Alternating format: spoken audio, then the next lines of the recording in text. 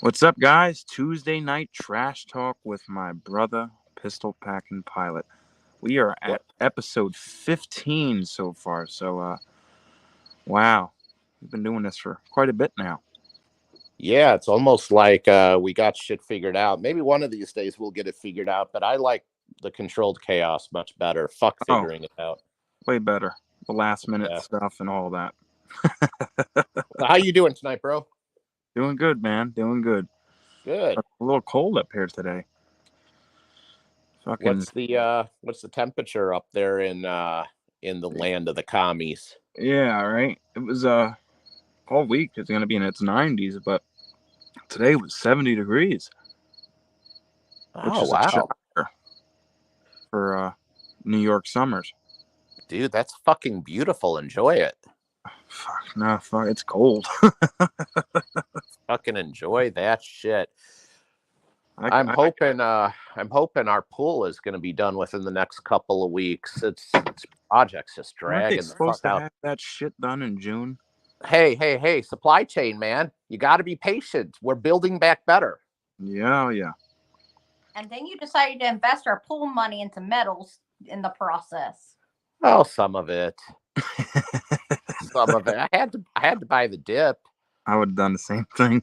I had to pay the last installment on the pool today, so I just paid it off today, and I had to shuffle some finances around to basically pull another $20,000 out of my asshole. But So I was on Monument Metals today, and I ordered a tube of Cougarans and a 1/10 ounce Cougaran and a 10-ounce IGR bar. okay, And I was looking at the payment methods. I was deciding if I was going to do wire or credit card. And I seen there was PayPal, and I've bought precious metals through PayPal on online bullion retailers before. But I clicked on it, and on the bottom it gave you installment payments, no interest, no late fee. Um, it was charging you the same. It was charging you 3%, like if you were to buy billions on credit cards or crypto. right. Still charging you that extra money. But they had installments for metals. It was 4 payments every 2 weeks. So if you bought something that was say $1,000, and the payments were like 200 and change every 2 weeks. No late fees, no interest rates or anything like that. And I was looking into it, and I don't need it. I was surprised to see that payment plans for bullion. That's But that's really weird, and that's definitely not something I would ever be interested in no, taking if you advantage have to of. make payments, you, obviously you don't have the money. Wait until you have the money. Right, But I thought it was interesting, that's for sure. Um, right. For Yeah, see and that. it's funny that you mentioned Krugerrands too, because Mrs. Triple P was just talking to me a few minutes before we went live, and she was looking at which bullion dealer was that, honey? Was it Modern Coin Mart? Yeah. She was on Modern Coin Mart in Sarasota, and she was looking at 2022, I believe, 2022 Krugerrand, gold Krugerrand 1 ounce, and she's like, "Babe, oh my God, why don't you have any Krugs? They look like they're rose gold." And I'm like, "I don't know if it's rose gold." I said, I just, there's other metals mixed in with it, and that's what causes the different hue. But I was going to ask you, I know you've got Krugerrands. What do they actually look like in person? Because I've never seen one in person, if you can believe that. They're they're they kind of look like copper. They look more like copper than they do of gold. And it's funny Really? because they have the same amount of purity of gold. It's a 1 ounce of gold, regardless. It's the same purity as a American Gold Eagle, 91.67% gold, and then the rest was copper. But for some reason, the Krugerrand has a color closer to this than it does to this. But the newer Krugs seem to have like a rose gold tint. Yes. So it's weird. It's definitely weird, but I like the old school Krugerrands. They're still the same design, but I like the old school because I had more of that gold look. It looked like a pre-33 gold coin. But now they're just getting like a mixture of copper and rose gold. So would you say you've seen like the newer sovereigns that have come out, the newer sovereigns that look like Oh, that? not like that. They're not like that. No, Okay. that's straight up pink. Yeah, that's like hardcore rose gold. Those are ugly, in my opinion. Well, Those new- Mrs. Triple P creams all over her pants for those brand new sovereigns. Well, fucking buy her one. I've bought several. They need to match my toenails. They need to match her toenails. She's got rose gold toenails right now. I like my gold to look like this, Hold on. especially Perth mint gold. Oh, the really yellow 4/9 fine gold. Yeah, exactly. And even the Perth mint is 4/9 fine, like the Maples and Britannias and your Buffaloes, but the Perth mint's gold is even more yellower, and it has like all their coins are like reverse proof. See, I agree with you. I like my gold to look like gold. Honestly, my favorite color of gold to stack is my favorite gold coin, coincidentally, which is the Buffalo. Yeah, mine too. I love that very very hardcore yellow gold look to it. And man, What you really want to do with the gold Buffalo? Yeah, I'm gonna tell. I can. Yeah, I mean, I've decided. I was talking to Mrs. Triple P today, and I told her, you know what? I really need to finish that tube of Buffaloes. I haven't even technically started a tube of Buffaloes, but I was going through some of my gold last night, and I'm like, holy shit! I'm up to 7 Buffaloes. Like, I only need another 13 Buffaloes for a full tube. I have a full tube of Buffaloes. I bet you have 2 full tubes of No, Buffaloes. I have every year of Buffaloes since 2008. I need a 2006 and I need a 2007. Did you see that deal at Monument Metals today on the Buffalo? I didn't look at the gold deals. The only gold deal I seen on Monument Metal was a couple days ago on the 1/10 Krugerrand. But I've been, this whole year I've been focusing more on gold than silver. But before that I was always 50-50.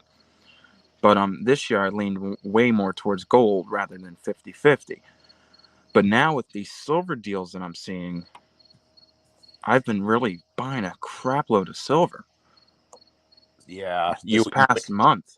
You and me both. I've got, in fact, it just shipped today. That $100 face bag of Walkers is on my way to. It's on its way to my house now, and I've kind of shifted strategies, kind of like you, with because I was focusing almost exclusively on gold, but now with the dip in silver, it's like, man, we're at like 91-1 on the gold to silver ratio. So I've been focusing a little bit more on silver, and I've stacked another like 200 or 300 ounces of silver in the last month. So I've been stacking silver pretty hard. And JK Pioneer just said in the chat that he saw that deal on Monument Metals. So here's the deal. This is what it was, bro. It is a first year Buffalo, I believe, was 2006. Correct, right? Mm-hmm. So it's a first year Buffalo proof with For only CO. 50 over, right? Huh? Was it only like $50 over spot? It was like 19. When I checked the price, it was like 1910. Okay. For one or more. There was Is that still there? Because I need a first year Buffalo. Yeah, I believe it is. But it's slabbed, right? Nope, it's still there. I'm on their website right now. It's slabbed though, right? It's what? It's slabbed. No, it's not slabbed. It's in a capsule. Okay, good. basically $200 over spot. I'm having trouble hearing you. Sorry. My stupid Apple Watch. It's basically $200 over spot. It's at $19.18 to pay by check, and it is in a nice black little fold open album. And I mean, it's nice. It's an 06W 1 ounce proof for $19.18. Oh wow. Yeah, so it's a first year Buffalo proof. And to be honest with you, I have been I've been considering it, but I have not pulled the trigger on it yet. But it's legit, man. That's yeah, dude. Monument Metals is the place to go right now. Dude, you didn't ask Mrs. Triple P. I did not ask Mrs. Triple P. I would not have bought it without asking Mrs. Triple P. She's feeling left out.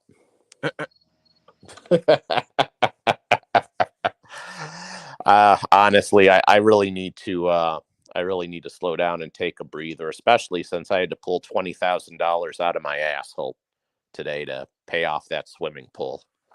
Yeah, no, I've been fucking going a little crazy too.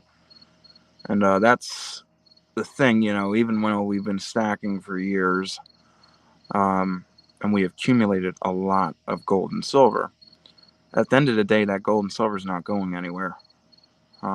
We can still get it. You know, we got it 2 years ago, we got it 3 years ago, we got it 5 years ago, we got it now, we got it last week. And we all got to realize that there's going to be a huge crash coming soon, and people are going to be out of work. Unemployment's going to be filled to the brim. And There's going to be no money around, and even though this dip is crazy, and we've bought this dip like crazy, like I'm sure 100 other people have in this in the chat or whatever. You know, a lot of people are going crazy, which is great. That's what you do. You buy it when it's low, you know, and that's the right move. But at the same time, we all got to really think about what's coming ahead, and we got to start stacking cash. well, because it's gonna come to, and even though cash is, we all believe the same thing when it comes to cash, but we don't want to sell our gold and silver in a hard time, and we at least have a 6 months to a year emergency cash, but we don't know what it's going to bring. This might be so bad that it might take years. there you are. I to lost you recoup. for a minute. You hear me? Yep, now I got. Yeah. It might take years to recoup. So, you know, I think people need to start taking it easy with buying things right now. Not just metals, with everything. And start, you know, laying low, because I think this fall time, dude, fall, Christmas time, it's going to be real bad. So here's my thoughts. I think that you are 100% accurate with things crashing. Probably a little bit of a crash on the real estate side of things. I think unemployment is going to spike. Eventually, what's going to happen as we get deeper and deeper into this recession is the Fed is going to have to reverse course and drop the interest rates back down. And when that happens is when we are going to, in my opinion, see a little bit of a reversal on the cheap prices of metals starting to become a little bit more pricey. Oh, of course. Because you're going to see a lot more people, I think, start running to tangible, protected, safe, proven assets like gold and silver.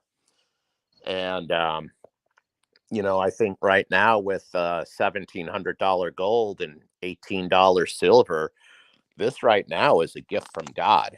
This is absolutely. This is a time for us to be getting our debt paid down and stacking what we can when we can.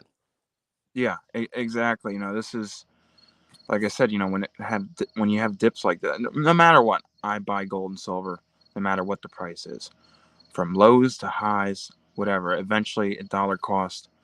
I'm in it for the long haul. I have no plans of selling it.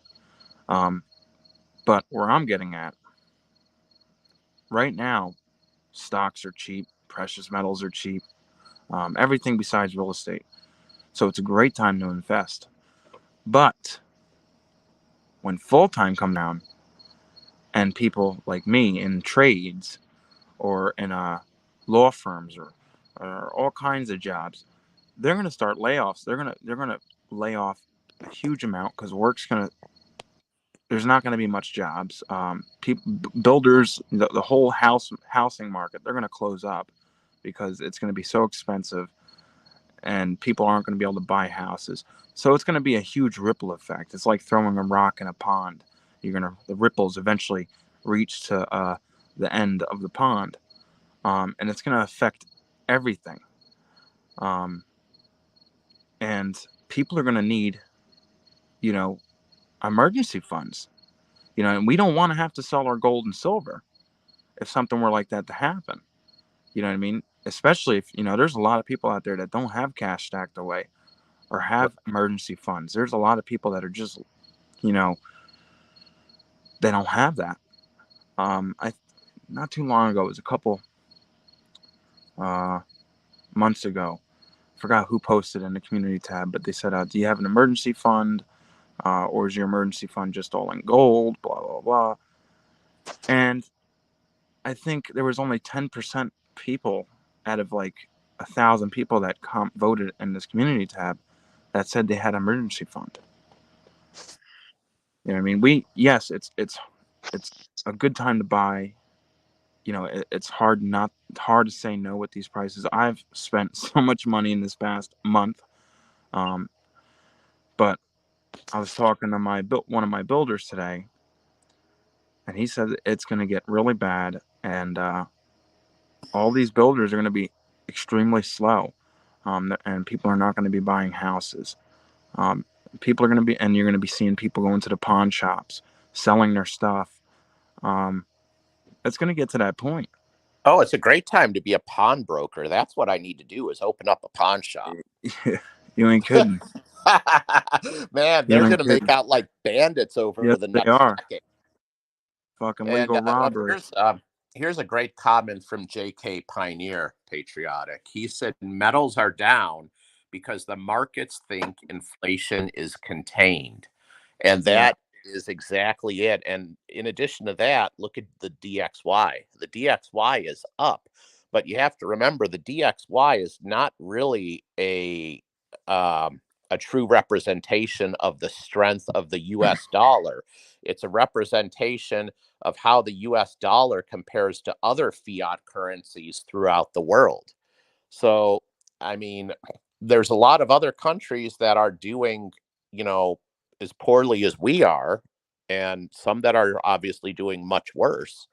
So that's the reason the DXY is up, which is also contributing to the low spot price in metals. But once certain countries are already crashing. And as more countries crash, eventually it's going to be a domino effect, I think. And it'll work its way to us here in the United States, and we're going to feel it. Oh, if we're going to crash, we're going to crash hard. Oh, absolutely. And it's definitely looking worse than 08. You got to think of it. We had a pandemic that we spent crazy amount of money on top of shutting down our economy for months, and states for months, depending on the state. We've had this crazy fucking lunatic in the office with his posse that are ruining our country and blowing more money. We have this war with Russia and Ukraine, where we put sanctions that ended up screwing us over too, because dumbass Biden made it so we are dependable on other countries like Russia, Iran, China, versus us being 90% efficient when Trump was in office. So that screwed us. all of these things hit us at once. And Well, here's the thing, bro. I mean, and I know you didn't know me back then when the whole beer flu thing began, but from the very beginning, and Mrs. Triple P is right next to me, and she can shout and vouch if I'm saying anything that's not 100% accurate. But from the very beginning, I said that the true pandemic is going to be the fallout from all of these government lockdowns and from all of the economy shutting down. And I said that almost from day one. And I stand by what I said.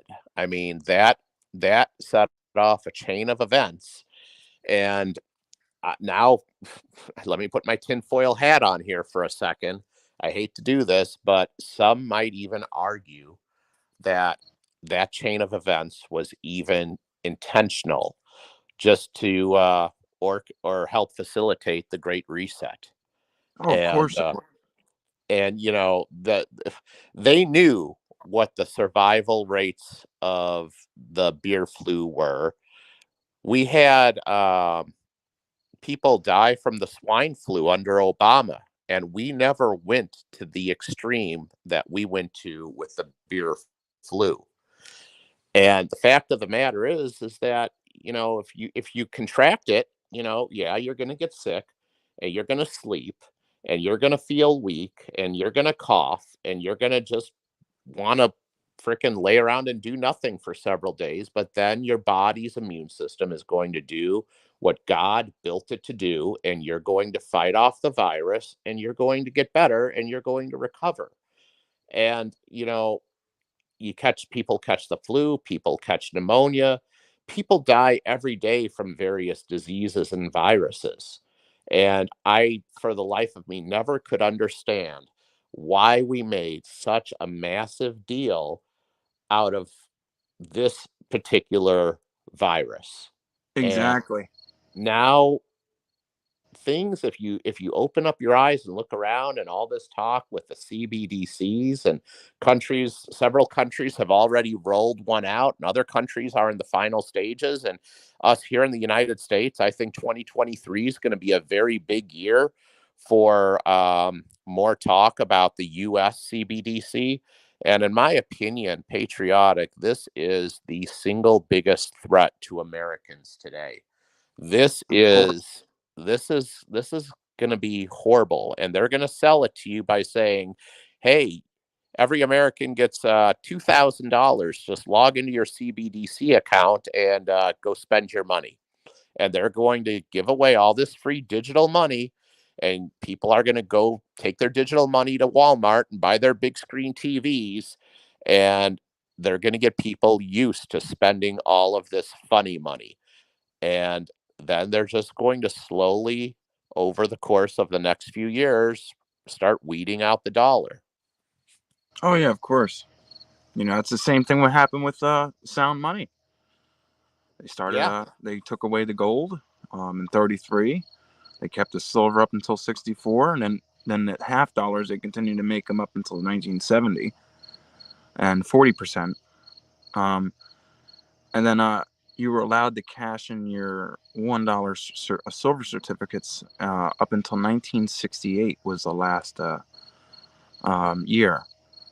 And so you cash those in and get your silver, your dollar. And there were specific days in certain areas and all that stuff. They're going to do the same thing.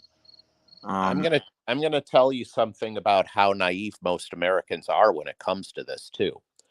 One of the smartest people on this planet, who I am privileged enough to know, is another pilot at my airline, and he is the president of our union.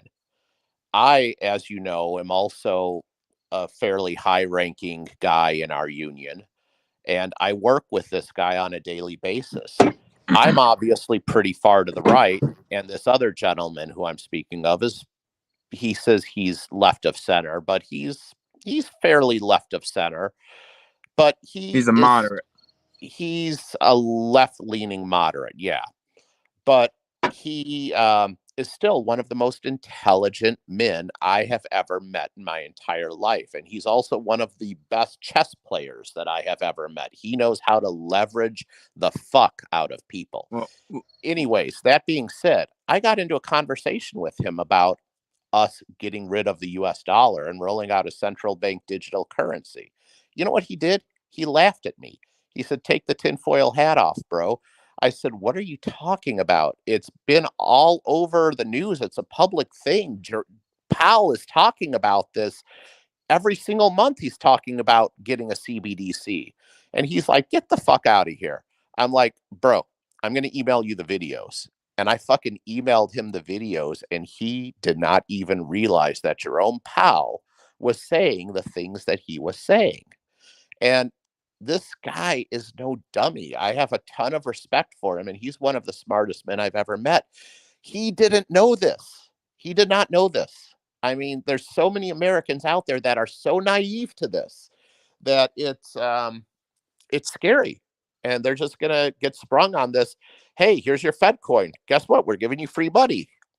And it's not going to affect inflation. It's free money. Go spend free money. they're going to do the same thing with like the mandate vaccinations. They're going to have businesses. They're going to give you 5 free Fed coin. If you turn in your money, just like they were doing with the vaccinations. Oh, you get a free Krispy Kreme donut. You get a free blunt. You get a free can of soda. Just to get people in. You know what I You mean? know, I've said from the beginning, and this is obviously a highly controversial topic, but I've said from the beginning, if someone wants to go get the jab, go get the fucking jab. But the mandate was wrong from the get-go. I personally am against it. Personally, you'd have to put a bullet in my fucking head before I got the jab. But that's my personal choice. And I would never in a million years fault somebody for going to get the jab because they think it's going to give them some type of, protection. I mean, that's a medical decision that every person needs to make for themselves. And when politicians started trying to make my medical decisions for me, that for me was the turning point. That was the point where I knew something with all of this was very afoul. Yeah, my body, my choice, right? Oh no, that only works when we're murdering babies. Yeah. No. And if you want to get technical about it, that's not even their body. It's a separate body that's growing in their body. Exactly. But that's a whole nother can of fucking. Yep, exactly. But it's crazy, and it's amazing how a lot of people are oblivious to this. It's you can see it all around you with everything, even your local food marts or your Walmart or your Home Depot or your Lowe's. They used to have registers with full with a person for each register scanning you, when you would pay them cash or whatever. Well, now there's a bunch of registers, but they're all empty. You have one register that's open, and then the rest of them are self checkout. And most of these self checkouts don't take cash; it's card or check. And then if you want to spend cash, you're waiting in this huge line for one register. McDonald's, now most of those are all self checkout, and you can't use cash. So they're gonna slowly take away cash from businesses. Matter of fact, just last year, we went to Six Flags up in Lake George, and it's a cashless amusement park. Either you get a wristband and they link your credit card to that, and you scan things, or they give you you can use your cards, or you can upload cash into a machine, and they give you a card, and you can spend it. They're going to slowly do stuff like that, and then eventually they're just going to slam it in your face and saying, yeah, you can't use cash anymore. It's devalued. Here's your coin. Your fake coins, your invisible coins. Well, even our airline, and for that matter, a lot of the airlines out there have gone cashless. Like right before Mrs. Triple P took her early retirement, we had just gone to a cashless cabin, correct, honey? Yeah. So when she was hired, and she was hired the same time I was hired in 2014 by this airline, um, she she was accepting cash as a flight attendant from our passengers, and it's just been in the last couple of years, maybe 2 years ago, honey, right? Sounds about right. About 2 years ago that we went cashless, and a lot of the other airlines out there went cashless as well. So Well, you've if seen Pirate's video, cashless banks. I've never yeah, heard of such a thing. yeah, yeah. I mean, it's they're conditioning us. It's the same thing with the gas What's the prices. point of a bank if there is no if first of all, most of the stuff I do now with, I'll take a picture of a check, it goes right into my bank account, or I'll go to an ATM and I'll deposit the money into the ATM. So a lot of times I don't have to deal with the banks. But still, banks hold cash, banks hold coins. If it was all digital, there's no point of banks. So why the fuck would they have a bank and there be no cash? Their banks as we know them eventually are going to be gone. When There, yeah. we get into the CBDCs, And they should, because they're legal informants for fucking the IRS. it will all be regulated by the government, and there will be no need for you to drive to the Bank of America on your corner to, go deposit a check or something like that. This is all part of conditioning us. That's all it is. I had this conversation, I think it was one of my YouTube videos, and Silver Oceans made a comment, and we exchanged a couple of comments back and forth, but we had a very brief conversation about this relating to fuel prices. And he said that gas prices were finally, I believe he said they were finally below $5 a gallon in California where he lives. And I said, this is exactly like I told Mrs. Triple P. All of a sudden here in Florida, everybody is jumping up and down and they're excited about paying less than $4 a gallon for gas. Well, how about 2 years ago when we were paying less than $2 a gallon for gas? Thanks We were to getting $1.99 per gallon gas under Trump before we had this. Hey, Fuck. as long as it's under $4, I get my car. So yeah, she wants her Lexus SUV, and she says as long as it's under $4 a gallon, I'm driving the SUV. By the way, guys in the chat, if you want to save some money on gasoline, and I'm not sponsored by this company in any means, but there's this app you can download on your phone. It's called Get Upside, and you can get cash back and money off your per gallon when filling up. You download the app. I'll post the link up in the chat or in the comments or something. And it's not much, but it'll save you a couple $100 a year. Maybe you'll get depending how much you drive and stuff, maybe you'll get a full tank each month. But it still saves you something, especially now with the gas prices. Now, there are select gas stations. So say if you live in your county, and there's say 100 gas stations in your county, maybe 25 or 30 of them will take it. And you go there, you pay with your card, you take a picture of that receipt, you upload it to this app, it'll walk you through it, and it'll save you, each gas station's different, 25 cents, 5 cents off a gallon, 10 cents. It helps. It's not the best, but we got to take what we can get right now. Yeah, I mean every little bit helps, but it just blows my mind to see how many of my friends and acquaintances are excited about $4 a gallon gasoline. I'm It still sucks, dude. It still sucks. But here's the thing. It goes to show how government has conditioned us. Now all of a sudden we as Americans are okay with $4 per gallon gas. Yeah. But yet every American's getting paid the same rate. Everything goes up, but they still get paid the same rate. Well, we're making less money because On top of inflation that, is yeah. outpacing wages. Yeah. So, I mean, first of all, 9.1% is what they're admitting to. We know it's way more than Oh, 9.1% well, fucking right over now. that. Or probably, Over. probably like more like 35% if you want to be realistic about it. I just made a rant video the other day about my fucking electric bill. 100% inflation. 100%. Like, and I went back to my electric bill exactly 1 year ago. This last month, I used 2,379 kilowatt hours. 1 year ago, I used a little over 2,500 kilowatt hours.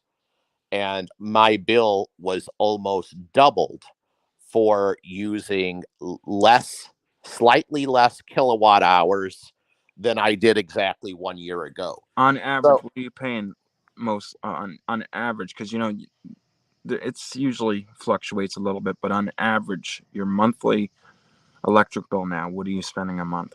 so I live in a newer home, so it's insulated very well, Mhm. very energy efficient appliances, and it's 2,600 square feet, 5 bedroom, 3 bathroom home.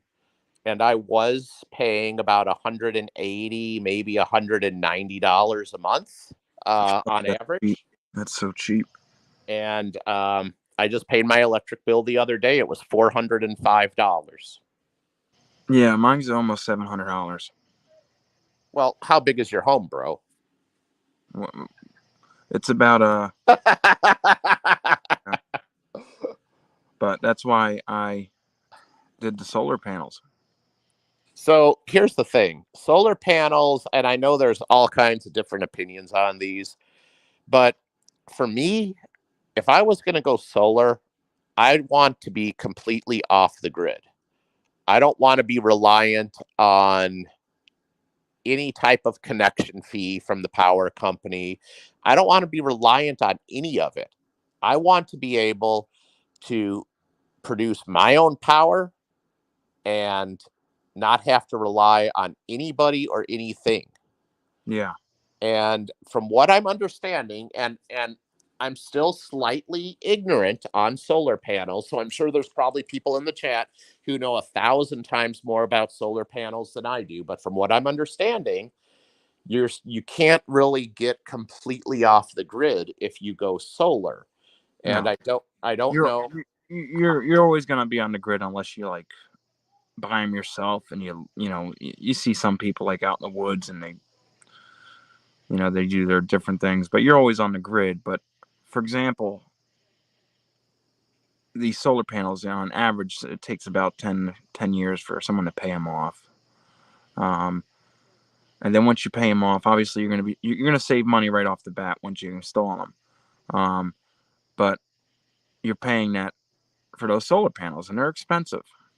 So you got to pay that for 10 years about. But then I know some people, I'm not this lucky yet, but I know some people that the electric companies are paying them because they're negative 50 cents, $10, $5. Some of these, my friends, the electric companies are paying them. But for me, it's not even so much about that as much as it's about wanting to be self-reliant. Like I don't need the electric company to pay me. I just want to be completely reliant on myself and not have to rely on any power company. I would Exactly. I would love to be able to produce my own power and be completely cut off from having any type of connection fees or reliance on a utility company to allow me to use the power that I'm generating. Yeah. No, I 100% agree with you. Electric companies, it's a monopoly. Each few counties share the same electric company. Like where I live, it's Orange and Rockland. They're owned by Con Edison in New York City. But there's not a double electric company. It's Orange and Rockland. Next county over, it's so and so. Next county over, it's so and so. So it's not like you can even shop around for cheaper rates or nothing. You're stuck with this company, and they can charge you whatever the fuck they want up the rates because they're the only company that supplies your electricity. And I'm pretty sure that's how it works in Florida, or wherever Yeah, you are. it's You probably have very one company, right? Well, it's kind of similar because our electric company is LCEC, which is Lee County Electric Cooperative, I believe is what it stands for. But LCEC contracts their power from FPNL, which I think is like Florida Power and Light. And LCEC raised my rates on my bill because they said the cost of natural gas to FPNL went up. So FPNL is raising their rates. So they're just passing the buck on to me. So everything is just pass the buck. And hey, it's not us. Don't get mad at us. Go get mad at FPNL. And FPNL is saying, hey, don't get mad at us. Go talk to the natural gas companies. So it's like it's a bunch of bullshit is what it is. Yeah, it is. It is. And you know what?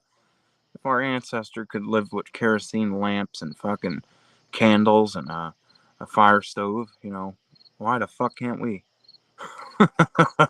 I'll be honest with you, bro. Like all of this technology is great, and don't get me wrong, I'm getting all the bells and whistles on the swimming pool, and it's all going to be hooked up to my iPhone and Everything in moderation. the spa controls and the LED lighting and the freaking water features. Technology is great, but you know what? With all this technology, sometimes I look back on it and I'm like, it was so much better when we didn't have cell phones. And it was so much better when we weren't attached to, a phone or to social media at the hip, like a fucking thorn in our sides. Oh yeah. So I kind of have like this weird love-hate relationship with it. Well, I think that's most of us. I'm the younger generation, so people my age are stuck to their phones. But I'm starting to see people my mother's age, my father's age. People that most of their life didn't have cell phones up until the late '80s, early '90s when it started becoming very uh, widely used. Before that, they had cell phones in cars and stuff. But you know, everyone just people aren't social anymore. People are social online, but when it face to face, they don't know how to start a conversation. You walk down to town, everyone's looking in their phone, slamming into you, bumping into you. Oh yeah. There's nothing. Well, It's look at how you and I are. You and I both have similar personalities. We're both big talkers. We both have type A personalities, and both have both big you and dicks. what's that? Both have big dicks. Uh, no comment. Both you and I can walk up. Size matters. Both you and I can walk up to a perfect stranger and start talking to that perfect stranger like they're our best friends.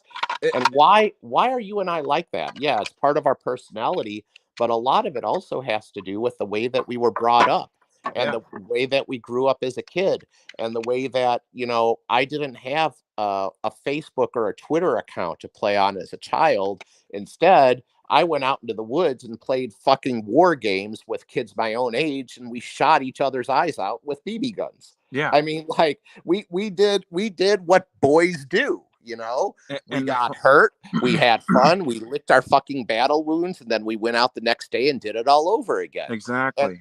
And that's part of fucking growing up, and you develop social skills and you learn how to interact as a human being.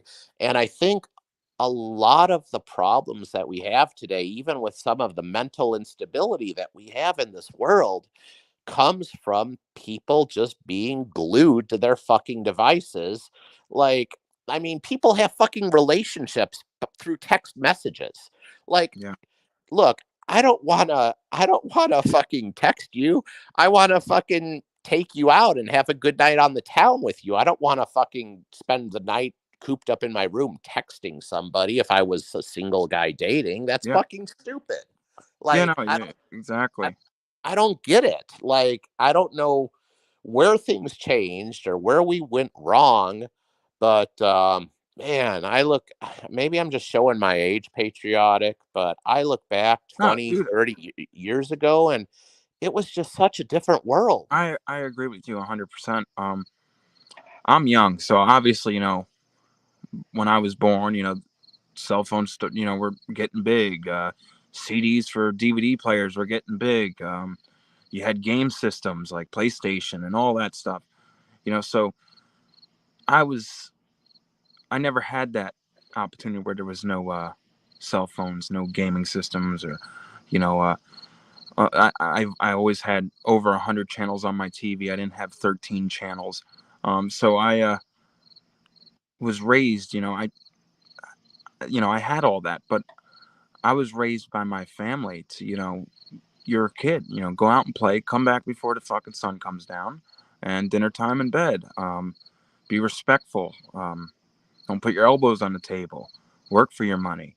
You do good in school, you get rewarded. So I was taught, respect your elders, work for a living. And that's why I think a lot of people think when they hear my age, they're shocked because I relate more to the people more older than me than people my age. I involved with there's not many people that are my age that are involved with investing and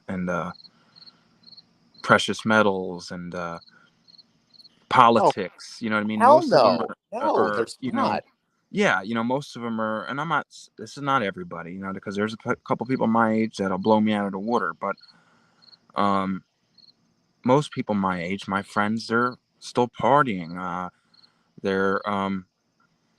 They got, they're renting an apartment somewhere, and they got really a pot to piss in. And you got nothing to really. They're working at McDonald's, and listen, that's their life, but they have no manners. I remember I used to happen to tell my friends when I brought them over to my father's or mother's house.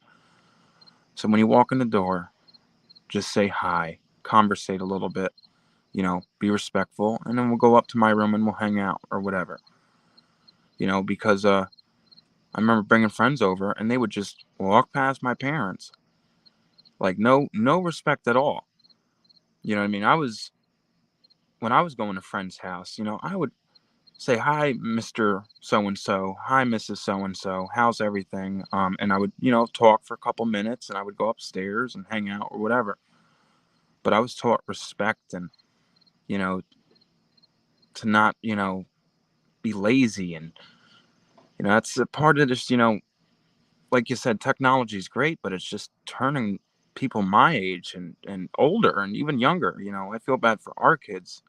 It's up to Yeah, us to raise them right, but you know, it's I now think it's this is part of the reason I was drawn as strongly as I was to my wife, because Mrs. Triple P, she's kind of like us. She's an old soul. She's a conservative, old-fashioned gal. And I'll give you the perfect example. Just the other day, toddler Triple P did something to piss me off, and he got scolded. And Mrs. Triple P says, um, she said, I said to him, "Don't you ever do that again." And she said, and then I said to my son, I said, "Do you understand me?" And he said, "Yes." And then out of the clear blue sky, Mrs. Triple P says, "Yes, what? You don't say yes, it's yes, sir." And I thought to myself, wow, that is that's something that I personally have kind of neglected, but my wife is 100% spot on. You need to start teaching our kids to make sure they're saying yes sir, no sir, yes ma'am, no ma'am. I mean, it just kind of goes along with the respect thing. And exactly. despite the fact that my wife is 13 years younger than me, man, like I learned so much from her, and we just feed off of each other. I think that's part of the reason that we love each other so much, is Oh, of because course. we're I'm a little guilty as with my kids. I'm the lenient one when it comes to the me and my wife. I'm the one that's takes me a long time. I have a short wick with certain things. There's a lot of things that'll piss me off, set me off right away. But when it comes to my kids, they have to do a lot to really get me going. And when yeah, they do get me going, the worst I'll do is scream to the top of my lungs and put them in a room or take something away. I've never raised a hand to them. I've never smacked. Well, no, I tapped them on the hand. You know, if they smacked their sister or brother or whatever, I'll pick up their hand and I'll smack their hand. But I've never hit my kids or nothing. And I'm very, like I said, it takes me a lot to get going. I can count on both hands how many times I've really yelled at my kids. You know, and I spoil them a lot. So, you know, there's a lot of things I need to be more of a father versus a friend. You know, I'm a father to my kids. You know, they love their dad, you know, but I notice when I get mad and I say something, they don't listen to me. They My look at take it as a joke. my take on it, and this is coming from somebody who's already raised two amazing and successful boys who are almost your age. My take on it is that the time to be a father is when they're young. And then when you've got your children molded to be good people, then the time I think is more to be a friend.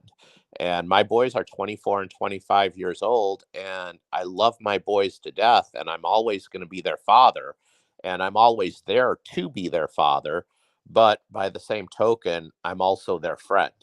And if they have something that's bothering them, they know, at least I hope they know, they can call me and they can talk to me about it. Oh yeah, no, Like, of course. whether it's problems with a girl, or whether it's, something that happened at work, you know, I'm their friend, but I'm probably more of a friend now than a father because they're grown up. Yeah, But when exactly. they were young, I was definitely a hell of a lot more than a father than a friend. Yeah, yeah, exactly. And that's like where me, you know, obviously I'm their father. You know, when they get upset or they're sad or they're mad or they're happy or whatever, they come to me. My kids are daddy's boy, daddy's girl. Um, and that's because, you know, it takes me a lot to get pissed off when it comes to them. You know, they can do a lot of shit unless it's disrespectful. If they hit their mom, yell at their mom, or hit anybody, if they're playing with kids and they're mean, you know, I've went up there and, you know, I've yelled at them. And like I said, when I do get mad, I'm steaming. Um, but they know that daddy, if mommy says no, daddy's the one that says yes. If you know, something happens, they come to me, and you know, that's good. I want them to do that, but I got to learn to be a little more stern at times. And that's one You know, thing that Mrs. Triple P and I decided we would never do to each other, even before she got pregnant.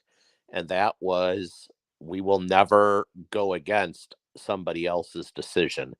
So if she tells them no, even if I think she's being a little bitchy or she's out of line, I will still support that decision until I'm somewhere where I can be alone with her, and then I might have something to say about it. But I'm not going to do it in front of the kids because I don't want the kids to think that they can play one parent against the other, because we all know kids are that's fucking what they good at do. that shit. Oh yeah, exactly. And I've gotten a lot better with that with my wife. You know, and we're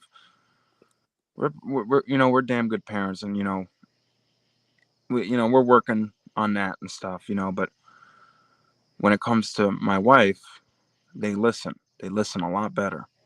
Um, she don't need to say no twice, or she don't need to say yes twice, you know, or whatever. When she says it, they do it. Uh, So Mrs. Patriotic is the stricter parent. oh yeah, by far, by far. Okay. She's got no patience when it comes to stuff like that. She loves her kids more than anything. She's a great mother, and you know, sometimes she says, she'll come. She's like, I think I'm a little harsh sometimes. I said, you know, they're not gonna grow up looking at you, you know, oh, mommy didn't get me enough toys or this and that, or didn't do this or told me to do this. You know, they're gonna realize when they get older that mommy fed me, she took care of me, she was always there for me when I needed something. I said, you know, you do a good job, a great job. You're an outstanding mother. Um, I think the problem is that, you know, the reason why you're yelling at the kids, you know, and they're not listening is because you're the only one that pretty much disciplines them, because you know they don't take me seriously a lot of times. So you know it puts you in a predicament where you gotta you know, lay down the rules, you know. So it's See, hard I on think them. I'm probably I'm probably the opposite. I think It there's depends on the day. it depends on the day, honey. Depends on the day. Lots of times, Depends when the toddler wants to push who he's trying to push us push who over. lots of times though, he doesn't want to listen to you, and then I get on his ass, and then it's all over. He's crying because his feelings are hurt Well, yesterday. because daddy raised his voice at him. Well, yesterday I told him he had to go to his room until you got home. Did he listen Yeah. to you? I put him in his room, and he doesn't know how to work the baby lock to get out. So But See, he didn't throw a fit. he threw a fit for a little bit, but then he realized, oh, mom's serious. Okay, But See, my also, they're kids. They like to test, man. but Oh, also yeah. very motivated by, hey, we're going XYZ. If you do this, you get to go. Yeah, positive reinforcement I think is good once in a while. Like we're still working. So here's long story short. We're still working on getting toddler Triple P completely potty trained. And he's completely potty trained when it comes to whipping a schlong out and taking a piss. But he still can't figure out how to consistently drop a log into the frickin' pool. So we're trying to work a little bit with positive reinforcement on that by offering, thing like, okay, so we have this trip to Disney World planned. We had that planned anyways, but we used it as a little positive reinforcement to Oh, say, of hey, course. if you go take a dump in the big boy potty, Mickey then Mouse knows. Mickey, we're going to take you to Mickey Mouse's home, and you're going to go see Mickey Mouse. So we're trying to. Dude, potty training sucks, and boys are fucking stupid. Like we're stubborn, we're hard headed, are- we're rock. Girls Girls, are easier to potty train than boys. oh, that's what I've heard. Except for I wipe my son's ass. He was potty trained at 2 years old, my oldest son, but 2 years I old. remember wiping his ass at 5 years old. You know what I mean? Because he just wouldn't wipe his ass. Yeah, we're just rock headed, man. Yeah, We're he wouldn't wipe his ass. He said, "I'm not doing that. It's dirty. It's dirty." I said, "Well, dude," I said, Daddy ain't gonna wipe your ass forever. I said, "You're 5 years old." I said, "You're gonna go to kindergarten. They're gonna find out that someone's gotta wipe your ass." Now here's the crazy thing though. Baby Triple P just tonight, like not even an hour before we went live, we were getting him ready for bed. And he started crying because he wanted to sit on the big boy potty because he sees his brother doing it. Mm-hmm. So he's 19 months old. And I'm like, holy crap. Is No, he? you're like, don't do it. I'm like, what are you doing, Mrs. Triple P? Don't, like, what the world? And she's like, no, he wants to sit on it. Let's see if he goes. And I'm like, all right, well, let's see if he goes. And obviously he didn't, but I guess it's good because it's kind of getting him into the habit Oh of yeah. what it's like to sit on the throne. And another, like I said, my kids. My problem is, when I get mad, they listen. They listen better to me than they do my wife when I get mad, when they get me to that point. But I feel so fucking guilty when I go off, when I get to that point. I feel like, oh wow, they're not gonna come to me anymore. You know what I mean? I get guilty. You know what I mean? Like when you yell at your kid, you kind of feel, regardless if they're wrong, don't you feel Let like me shit ask you. afterwards? Let me ask you a question. When you were a kid, did your parents ever yell at you? Oh, they did more than that. Okay. And do you love your parents?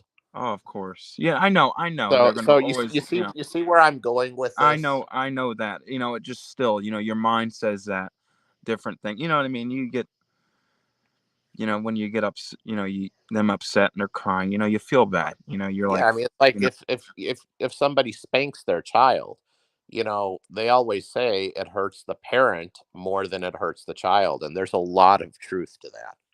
yeah. Like, But it's I have to say, right. me being very lenient and my wife being strict, it goes together well.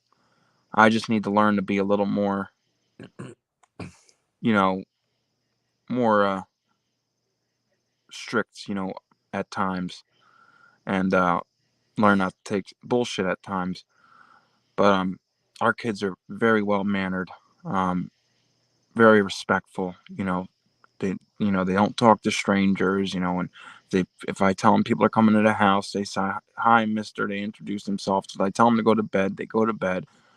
They change if I throw them clothes, they put the clothes on and everything, by themselves. And obviously not the babies. They're great kids, and I think they're gonna. I'm teaching them how to save and everything. My oldest son, my daughter Ava, they got a little stack of themselves. I got some cryptocurrency for them also. And my son, every time he gets a birthday money or money given to him from the Tooth Fairy or whatever, he throws that sucker in his penny bank. I said, "What are you going to buy with it? You going to go buy one of your games for your Nintendo Switch or your Xbox?" No, I'm going to save it. There, They're on the right track. I just need to learn to back my wife up a little better there's because no such thing as the perfect kid, and there's no such thing as the perfect parent. And I look no, back of course not. on my years as a father, and I've made plenty of mistakes with my first two boys. And you know what? I'm going to make more mistakes with my two boys that I have now that, are young. And, the only thing that we can do is try to learn from our mistakes and Exactly. do our best not to repeat them. Listen, came a long way from my first son to you know our last two kids here. You know how it is being a first parent, and then after you have your second one, it's it's a piece of cake. Yeah, silver and gold stack attack. I'm trying to keep up with some of these comments in the chat as we're Well, let me say talking. hi to a couple people here. He, What's up, he JK? said Silver Gold social Stack. skills. He said social skills in this world are dead. I think it truly started with kids in the 90s. I would agree Exactly. with that. The millennials. I would really agree with that. Yeah, Like yeah. that I'm I I'm with him was too. was the turning point. Yeah. Not now. The millennial generation. The boomers, the Gen Xers, when they had their kids, which are the millennials, mid '80s to I think '95. My birth year, 95 or 96 is the millennial generation. That's where all that shit started. And then now you got what? Gen Z, or whatever they call it, which is the kids now that are in high school that was born in the early 2000s, late 90s, early 2000s. I And then don't you even got, know. I don't even know what they are now. All I yeah, know is I was a Gen Xer, yeah, and you're a Gen Mrs. Xer. Triple P is a fucking millennial. I married Yeah, a fucking millennial. What the fuck is wrong yeah, with me? exactly. And I can Holy vouch for shit. that because kids, a lot of my friends that I went to school with, stayed in contact with, are not very social. Uh, they come over, hang out at the house. I invite them over for a barbecue or a bonfire and shit, and they're sitting around the fire on their fucking phone. Some of my buddies, and I'm like, fucking open a beer. Well, that's fucking bullshit. Yeah, but here's the thing. See, JK Pioneer just said millennials are 85 to 2000. Mrs. Triple P was 87. Here's the thing. If she was a typical millennial, I would have never married her. Oh She's no. she's uh she's a millennial, but she doesn't act like it. She acts like I can I be mean on my phone. she can. Well, yeah, you're kind of like me. You can have the technology and you like the technology, but then you also like putting the shit down and being a social butterfly too. You Oh, of live on your course. phone more than me. And she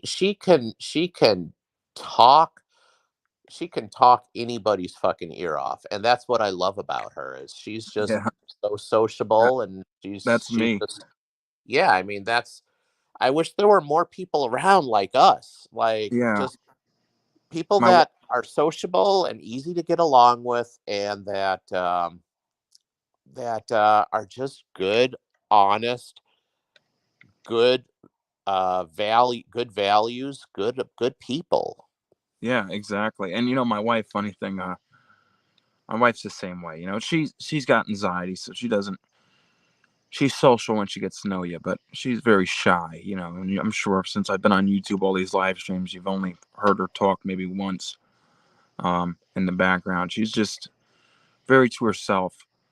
But she gets she laughs and gets aggravated with me because, you know, we'll be walking in our community and someone, you know, be out mowing the grass, they'll wave and they'll say something and I'll start talking, or we'll go to the store and they'll compliment a shirt or something or anything. And I just start, I have a conversation with anybody, you know, once we start talking about something, and she's like, you fucking make friends everywhere you go. But I That's can talk for how- hours. that's kind of how both of us are. We can literally just walk up to a stranger and talk to them like they're our best friend. And maybe by the end of the conversation, they'll be damn close to being that, because I'm a very trusting person, and so is Mrs. Triple P until you give us a reason not to be. Exactly. What's up, HG JK Dino Lowrider? Stacking Perpetrator. Boomer. JK says he's a boomer, but he grew up a Gen Xer. That's it. What's up, Old Country Coin Collector? JP, Sailor Stacking, Silver Highs. What's up, man? How you doing?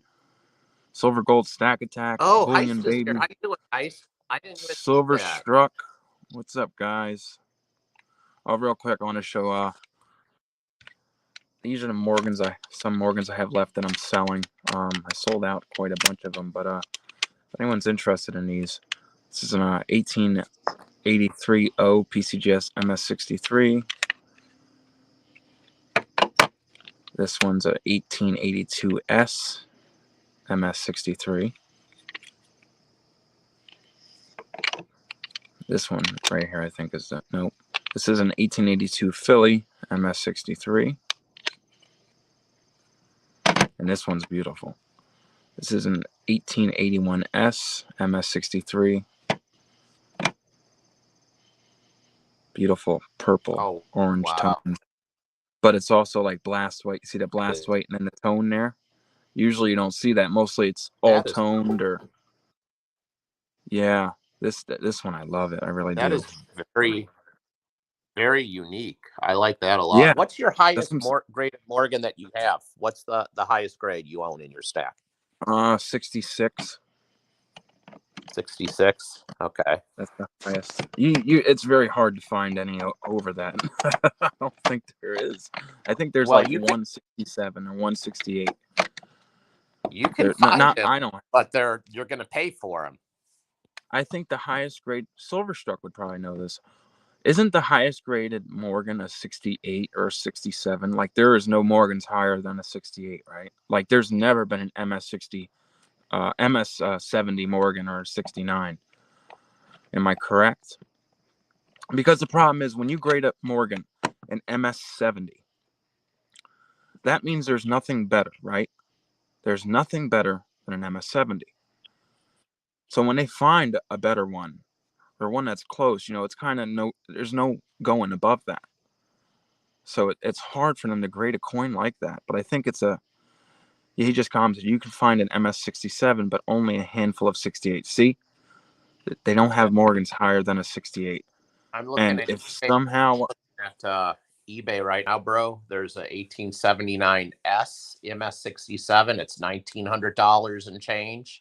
That's what I'm saying. But you won't find anything over 68, you know, and if you do, you know, that's fucking $1 million coin. Here's an 1880 S, and it's $800. It's an NGC MS67. I just sold an 1880 S. I have an 1881 S here. This is that toner. And toners are going, you know, even though this is pretty much a common year, it's I think these going for about, I don't know, $90. But that's the tone coins, you know, a couple of years ago, Morgan's the blast white was popular among Morgan collectors. That was like you know, nothing better. But now toners are extremely popular. And they'll I don't know if you've been on Instagram, but AG,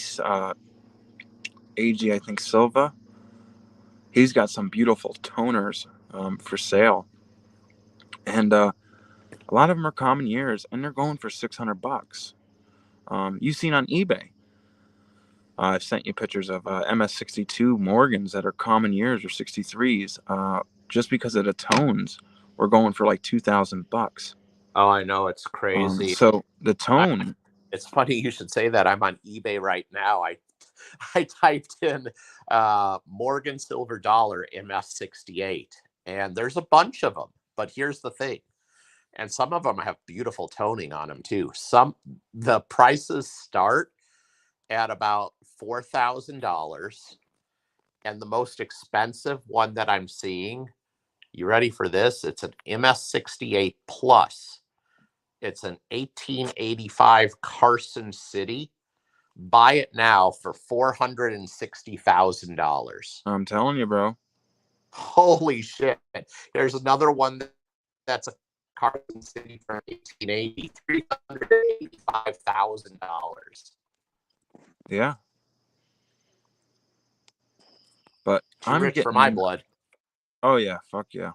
But I'm really getting into the toner Morgans. But this one, even though it's just got toning coming in here, but it's just very unique. Look how, like, it's like a mirror finish. It's so white. It's very nice, and then you got that perfect color of tone there with that purple and dark blue and the orange there. You said that's a 63? This is a 63. What are you going to sell that for? I'm asking 140 for this. That's a steal. Because it's a toner. You know what I mean? Like I said, it's about $90 to $100.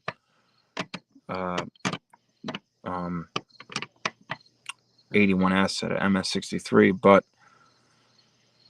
this is really unique because, like I said, most toners it's all the way through, and then you'll have like weird discolorings due to coins. You don't see many. Like, look at that. That's beautiful. Like right out the bank, and then you got that tone. Yeah, you saw that Morgan Silver Dollar that I had with that beautiful toning on it, but it had the residue on it. Mm-hmm. Oh my God. I wish it did not have that residue. That would have been just such a beautiful, because it's still beautiful. I mean, there's that residue on it, but the coin is still freaking beautiful. I mean, it's one of the prettiest toned Morgans I've seen in a long time. Because Oh, yeah. the whole obverse is completely toned. It's gorgeous. Listen, if I was a millionaire, like if I was a multi-millionaire, I would be a sucker for all of these really high grade Morgans and tones. I would have no problem spending that much money on a coin if I had it to spend, but they're expensive. And even like these, MS63, 62s, 64s, years, that you would get this, these used to be like $50 to $60 to $70 at your LCS. Even your most common year at an MS62 are starting at $100. The Morgans keep on going up. Well, I remember I used to be able to buy Carson Cities not too long ago for like $150. Not no more. No, dude, they're selling them for $800. Some of these things in LCSs I've walked into. There was a couple of them for $800, and they were like 63, 64. I was lucky enough to get that one for $400. No, three and change, and that was But yeah, no, yeah, Morgans are expensive. Well, that's because of two reasons. Number one, I think Morgans have been gaining popularity over the last couple of years. And number two, I mean, it's just like all the other 90%. I mean, they're not making any more of it. Make them anymore, so the supply of it over the years is just going to get drier and drier. Oh, yeah. Yeah. Pre-33 gold, Morgans, peace dollars, constitutional. Oh, I love pre-33 gold. That's my definitely favorite. Become my guilty pleasure. I can't believe you Never had it until recently. Well, you got to remember something about me. I'm a new stacker. I mean, I think a lot of people in the community see me stack really hard, hot, and heavy, and they think I've been at it for a while, but I haven't.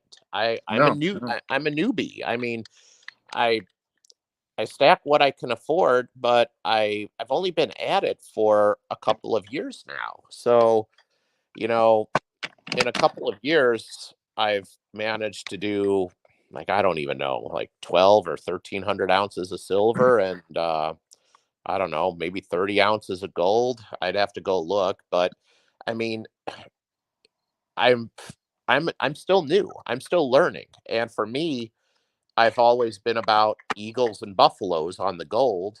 And now it's kind of like the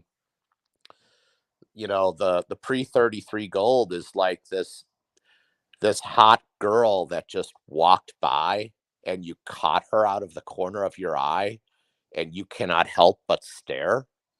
And that's the pre-33 gold. Yeah, exactly. I love pre-33. Well, my $20 gold pieces, my Saints and Liberties, they're my favorite. I love them so much, especially the Saint. I really love the Gaudens. I like the stars around the rim. I love the eagle on the back, and I love that iconic design that are on our American bullion coins, our eagles. Yeah. You know, I if I had of all of the gold out there, if I could still had to pick just one, it would still be the buffalo. I honestly, if I had to sell my entire fucking stack someday, the buffaloes would be the last thing I would sell. Maybe the pre-33 gold would be the second to last, but the buffaloes would probably go last. Yeah, yeah. No, I'm. It's hard with me, man, because Buffaloes and Eagles are obviously my favorite. I lean more towards Buffaloes because their 4.9's fine, and there's just something about them. But they're pretty much close tied.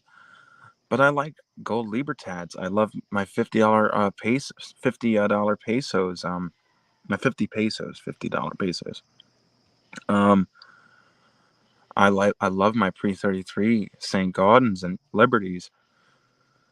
It's hard, and then Perth Mint's gold. The kangaroo, and they just released an emu. Um, they make good, beautiful gold products. The maple leaf, the Britannia. It's it's really hard to pick, but I think at the end of the day, I would be tied with Eagles and Buffaloes since they are more bullion versus collector gold, and they are more liquid in the United States, and they're just iconic. But I just did buy another gold coin the other day, and it is not a US gold coin. I bought, are you ready for this? Mm-hmm. I bought the Spanish bull. Oh, really? Yep. Awesome, bro. Where you go to get it from Kagan? Nope. They never emailed me back. I emailed them twice. They never emailed me back. So I figured, Really? fuck them. Yep. Where'd you get it So from? I I wasn't even really focused or concerned about it. And then Austrian Stacker texted me on Instagram, and it was just a link, and it was a link to EMK, and they have them on pre-sale. So I snagged one, and I'm just hoping and praying I don't have the shipping issues with FedEx that I had with my last order from the LPM group. See, that's And my I problem. and That's I what. I swore I would never order from overseas again, but I just saw that Spanish bull, and I know that I've got that uh, PR70 is it a proof or no? It's Proof. MS70. Wasn't it a proof? The links, is that a proof or no? That's just a standard bullion coin, right? There's the proof, and then there's the Yeah, I don't have the proof. I think it's just the MS70 that links. And like, See, well, that was the very first one. So now I've got to get one every year. So that Spanish bull came out. And to be honest with you, I think the Spanish bull looks better than the lynx does. I think so too. And the problem is with me though, I can't bring myself to do overseas. I'm first of all, it's a $2,000 coin, um, gold that's coming over seas, and it's gonna have to go through customs most of the time. You hope to get it. You hope they don't mess up your package. You have to wait 3 months. It's a lot of it's nerve wracking alone to order gold from online from Monument Metals or Hero Bullion and hope you get it, because you never know. One day a package they might deliver it to the wrong mailbox, and it'll say delivered. How are you going to prove that you don't have it? You know what I mean? How are you going to call them up and say, hey, it says delivered, but I didn't get it? They're not going to believe you. Anyone could say, oh, it was sent to the wrong mailbox. It's not like it was lost in shipping. So, it's very nerve wracking for me. I guess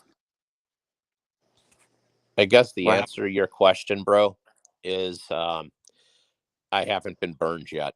And Yeah. when the day comes that I get burned, that's going to be the day that I never, ever, ever do it again. And My problem is I don't want to get burned. my father Yeah. got burned by JM Bullion. They screwed him out of about 20 ounces of silver. He made a large order and he was missing about 20 ounces in the box. And Yeah. he opened up a whole case with JM, and they basically told him to kiss their ass. Dude, And it happens a know, lot. I know that. I mean, I know that if my dad tells me that he didn't get it, I know he didn't fucking get it. Oh, yeah, of So course. so after that happened, what does my dad do now? He will not buy 1 ounce of silver online at all. He's done. Yeah. If an LCS doesn't have it, he ain't buying it. Mm-hmm. See, that's my thing. I haven't gotten burned through online, knock on wood, or anything like that. And I trust dealers like Monument and Hero, and if something were to happen, they make good on it. But we're gonna get burned. I mean, it's but, inevitable. We're gonna but get burned oh no, eventually, someday yeah, by eventually. For somebody. example, in January when I ordered that maple, my first 1 ounce gold for the year of 2022 for my challenge, I bought that maple from Atmex, the 2022 Canadian gold maple, and it's brand new. It says BU condition. Fucking, it was literally the start of the year. They were just online for about a month at that point, maybe 2 months. I should have got a perfect maple, and it came. There was a scratch down the ugly muggliness's face right down her cheek. That could only be an improvement. Yeah, well, but I don't want that shit on my gold. It's bad enough I who's know. on it, I know. but you know what I mean. I paid for BU, and they sent me a scratch coin. And listen, I understand they're sitting in tubes.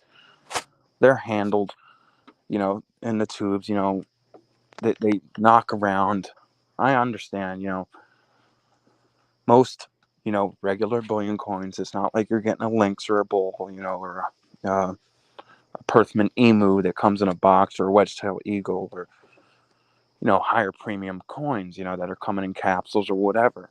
They're regular standard bullion coins, but still, it's BU. I paid for BU. So I got burned in that way. I still got my gold, but it should have been cheaper. If I was getting a scratched coin, because I consider that regardless. If it's a BU and it's scratched, some, Yeah, that's jacked up. That's yeah, exactly. unacceptable. But I knock mean, on wood, I could probably forgive that a little bit more on like a pre-33 oh, than that's fine. That than I could happens. They're 100-year-old coins. yeah. I mean, but on like on an eagle or a buffalo or a maple or something like that, yeah, no, that's No, not yeah, cool. I don't want that. If it's one thing if I ordered handled or secondhand, or a 1985 maple, that's been in circulation for a while. It's been in other people's stacks, most likely, unless it was a BU 85 maple that's been sitting in tubes or something. But that's understandable, stuff like that. But if I'm ordering a brand new fucking coin, best believe that sucker better be BU. You know what I mean? So that aggravated me.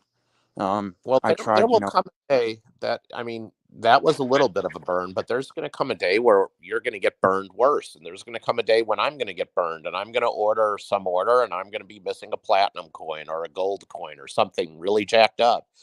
And yeah, no, it happens.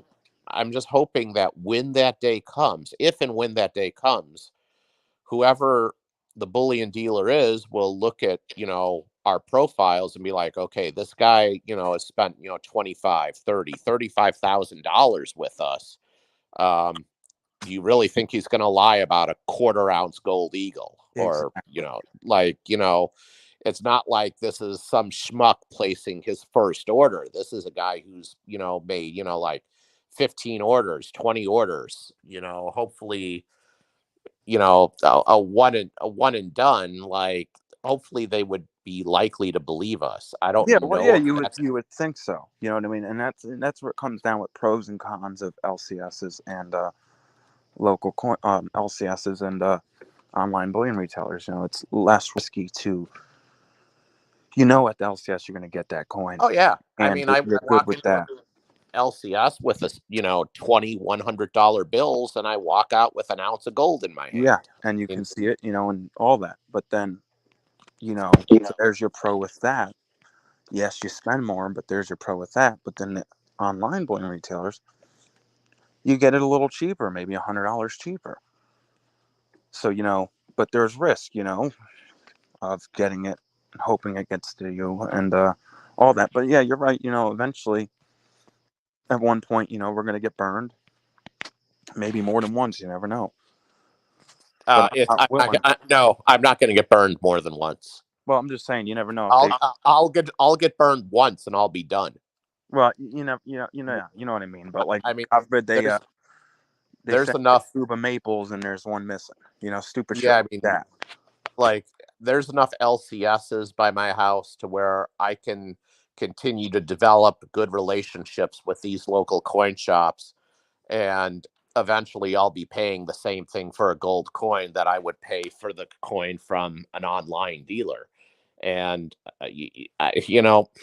maybe that's what I should be doing anyways. I go back and forth on this. Yeah, no, exactly. And I don't. It's gonna happen. We know it, but I try to avoid places where I'm more likely to get burned than like places like Monument Metal or my LCS. Like the whole overseas thing, I've sent packages overseas. For example, Metalhead Stacker. He sent me stickers like in the beginning of this year, and all Canadian money, cool swag pack, and I sent him 3 envelopes full of stickers, silver. One had a gold back in it, copper pennies. 3 of them never got to him.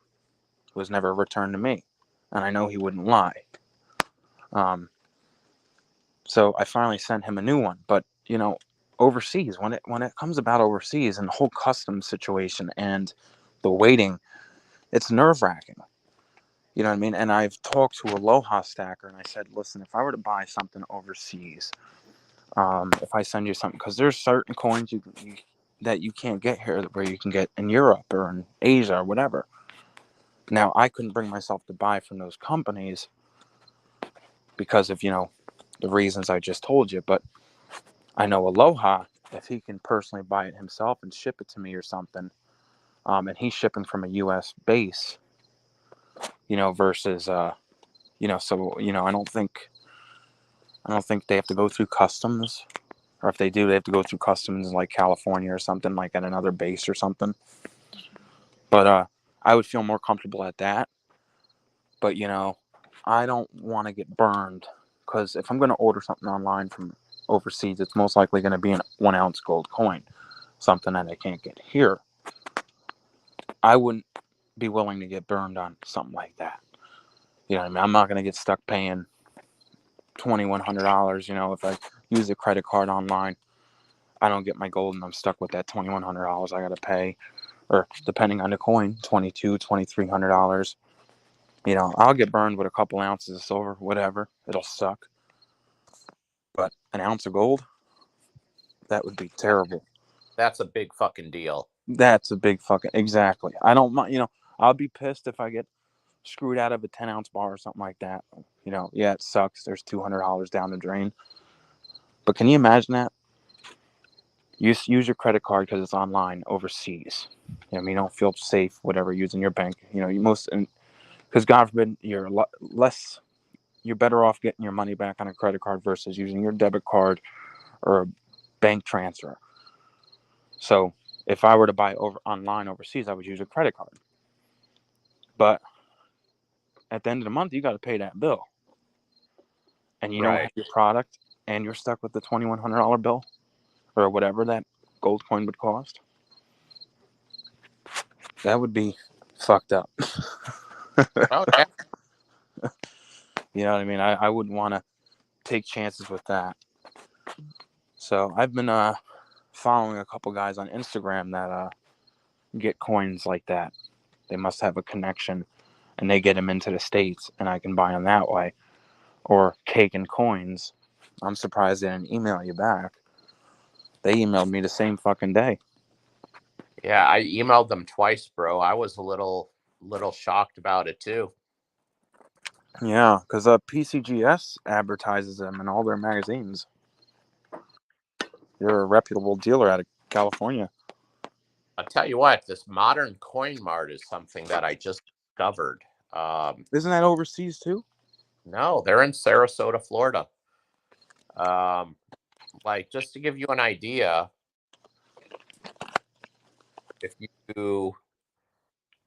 they've got silver kangaroos, and they're $24.59 if you buy 25 of them for a tube. Now, that's not the best prices I've seen, but that's not horrible. No, that's not bad. I've heard of them Modern Coin Mart. I just thought they were out of overseas or something. Yeah, they're I'm kind of actually just browsing on the website while I'm doing this with you, and it's I was hoping they would have had the Libertads, but they don't have the prices up for the Libertads yet. What do you silver or gold? I'm just looking at everything. Here's a tube of Maple Leafs, a full tube of 25 Gem BU Maple Leafs in the mint tube, and it's 2022s. Yeah, they're 2022s, and it's $604. How much? $604. That was a better price than Monument, believe it or not. Yeah, so they're not bad. Not bad. Their prices look. I think I'm good on Maple for this year. I just picked up 5 fucking tubes of Maples. I told you I ordered 1, and then I ordered 4 more the next day. Here's going to be the true test. I'm gonna search for Silver Eagles. I want to see what they're selling their Eagles for. Oh yeah, that's because it seems like you can't touch Eagles for less than $30 a piece. Yeah. Okay, here we go. Who the fuck would buy Kohl's? Here is all right. The cheapest Eagles that I'm seeing, they've got all different years. This is not, well, it's not great, but it's not horrible. 2008 full tube of Eagles Gem BU, $653. I can get them cheaper. That's expensive. Is it? So let me see. Yeah, I can get a tube of Eagles right now for $580 BU. Okay, yeah, that's their back dates. Their back dates like tubes of 2015, tubes of 16, tubes of 17s. They're not 2022s. But I can get 2022 BU rolls of 20 for I believe 600 something. Not nowhere near 650, like 610, 620. Yeah, they want 701 for the 2021 Eagles. The 2008 Eagles, they're going 653. The 2022 Eagles, they want 665. Yeah, fuck that. Yeah, that's kind of That's out very there. Honestly, though, the 2008s, those are a pretty far back date. Yeah, but I can get those cheaper. The back dates I can get for $580. By the way, I think we're going to go to one of these auctions that are local sometime soon An auction. for some bullion because it looks really, really tempting. Really? Let me Some see. of the shit that they got on there. Mrs. Triple P surfing on her iPhone at the same time. You're looking at No, Constitutional. no, it's on that one website. They got everything. Is this Modern Coin Mart? It's where we. Oh, you're at Gulf Coast Coin. Okay. Yeah. Interesting. Yeah, there's some good deals out there if you know where to look. Dude, I recommend everyone to shop around. I shop from Monument Metals to Hero to SD to even sometimes JM or whatever. My LCS to other LCSs to online Instagram groups and Facebook groups, everywhere, dude. Privately, from people in the community, you can get some smoking deals on shit. Yeah. When I first started stacking, I would go off one site. 90% of the time it was AppMax. When I started widening and understanding it more, I was shocked. Like, why the fuck was I buying from them? Once in a while, AppMax will have a deal. Cyber Monday, Black Friday, or they'll have an exclusive or something where I can buy it and flip it. Yeah, but that's like a 7 a.m. deal, and they're sold out by like 7. That's they're it. gone by 7:03. Yeah, exactly. So I don't really buy from AppMax. I don't buy from JM Bullion. I don't buy from Provident.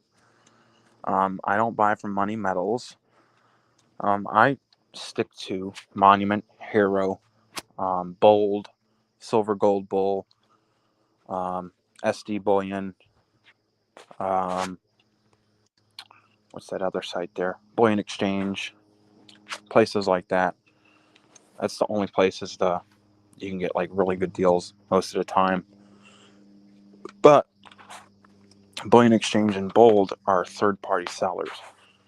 So if you buy something from them, most of the time, if you look through their site, 90% of their stuff's not in stock. It's on pre-sale, or you order it, and they go track that down, or talk to your wholesaler, order how much of stuff, whatever you bought, wait until a couple people ordered the same thing.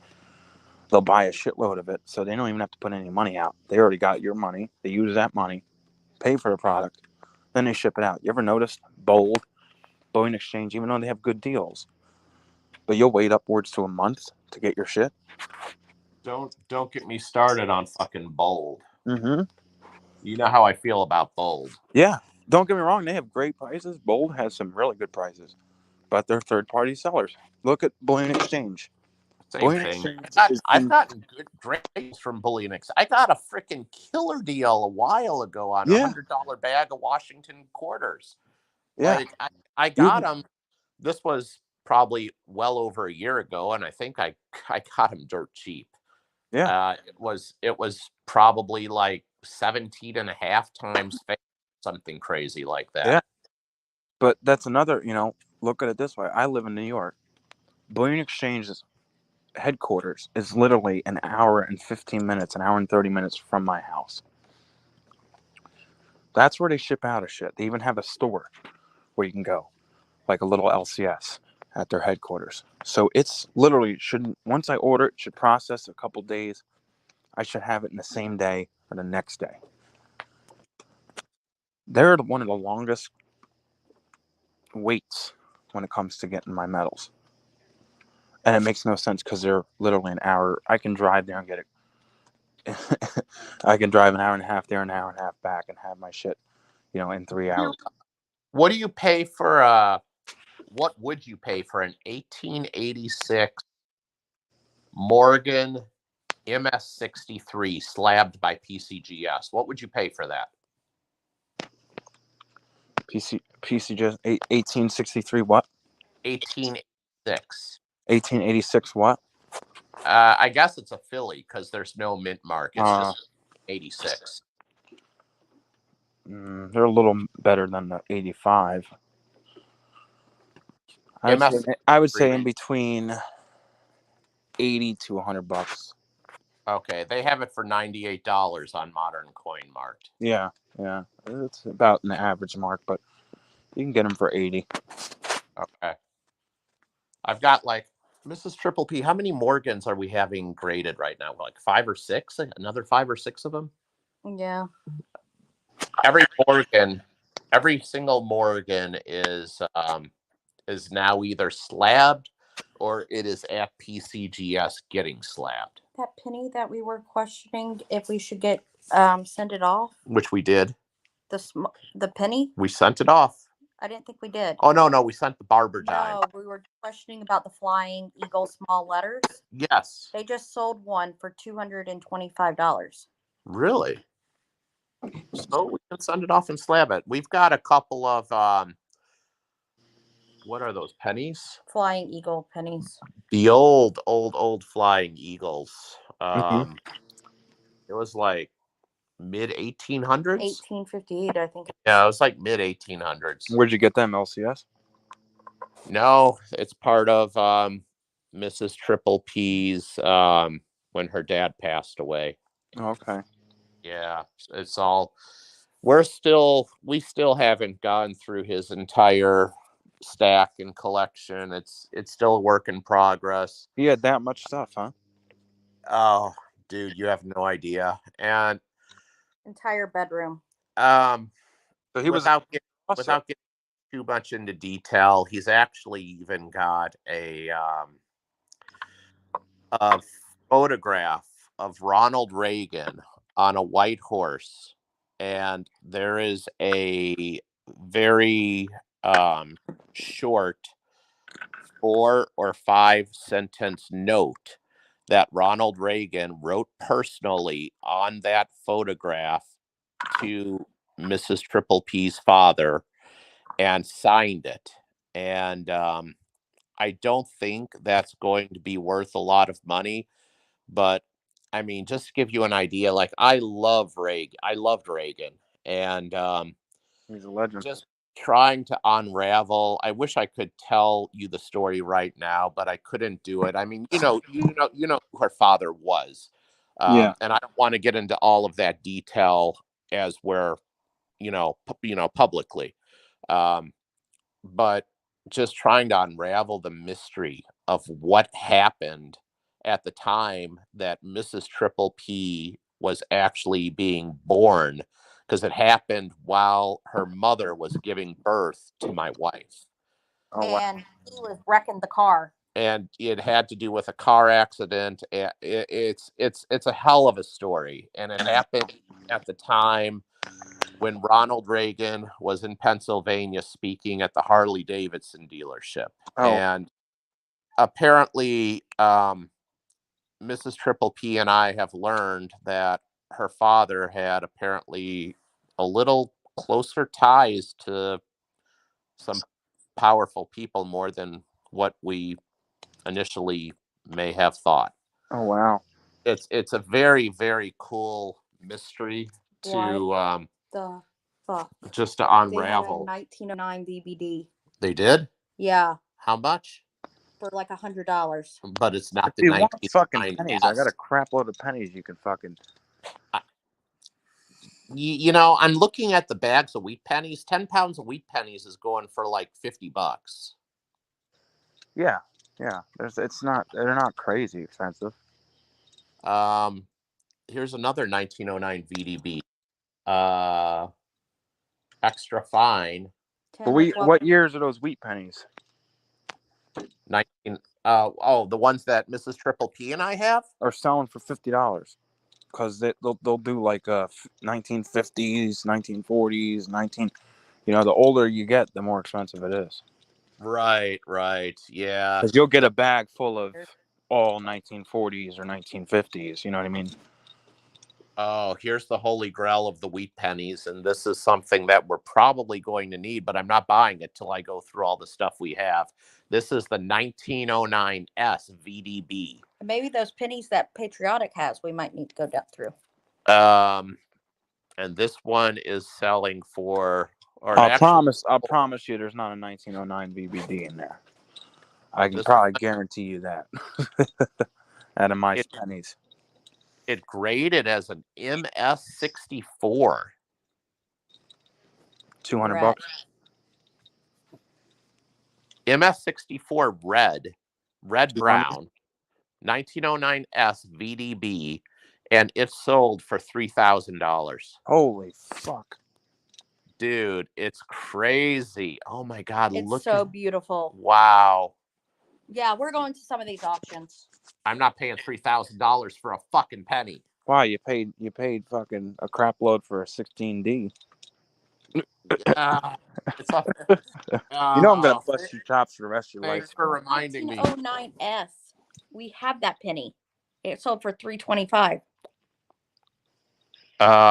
But what's this graded at, honey? Let me click on it. It's in a MS. slab.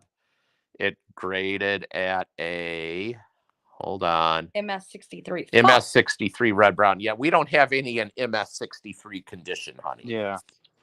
Yeah, when they're in like regular condition, I think they're like 30 to 50 bucks. So, You can well, get, you know, I found this modern coin mart. This is actually pretty cool. I'm gonna check them out after the stream.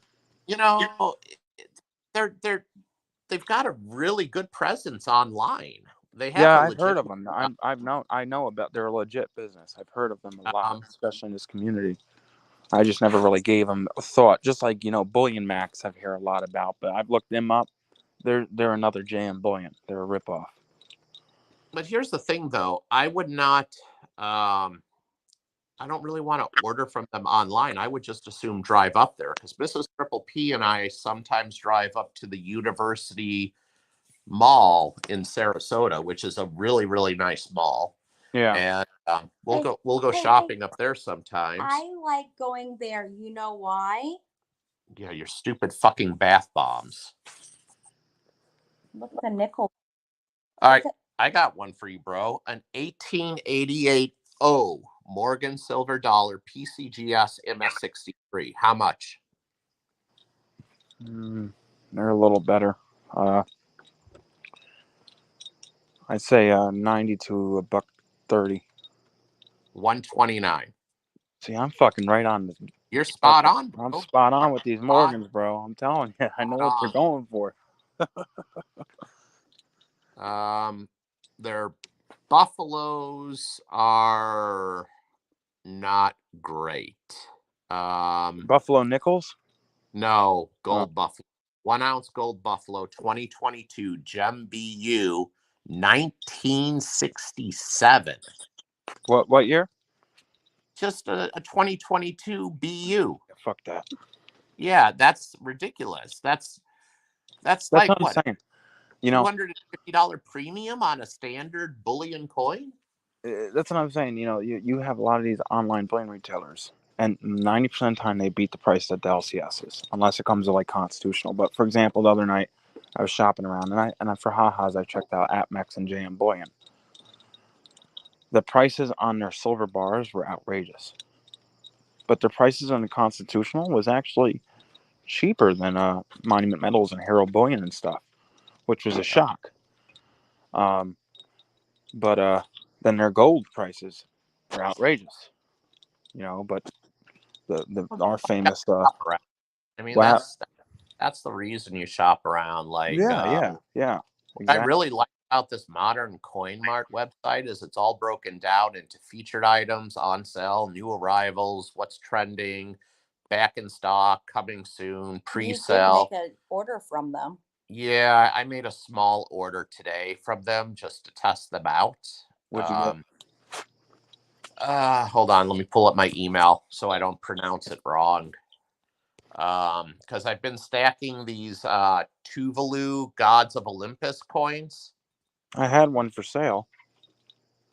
Did you have you didn't have the one that I ordered? I got them all. I have all of them except the new release, and it's not even Oh. out yet. It's pre-sale.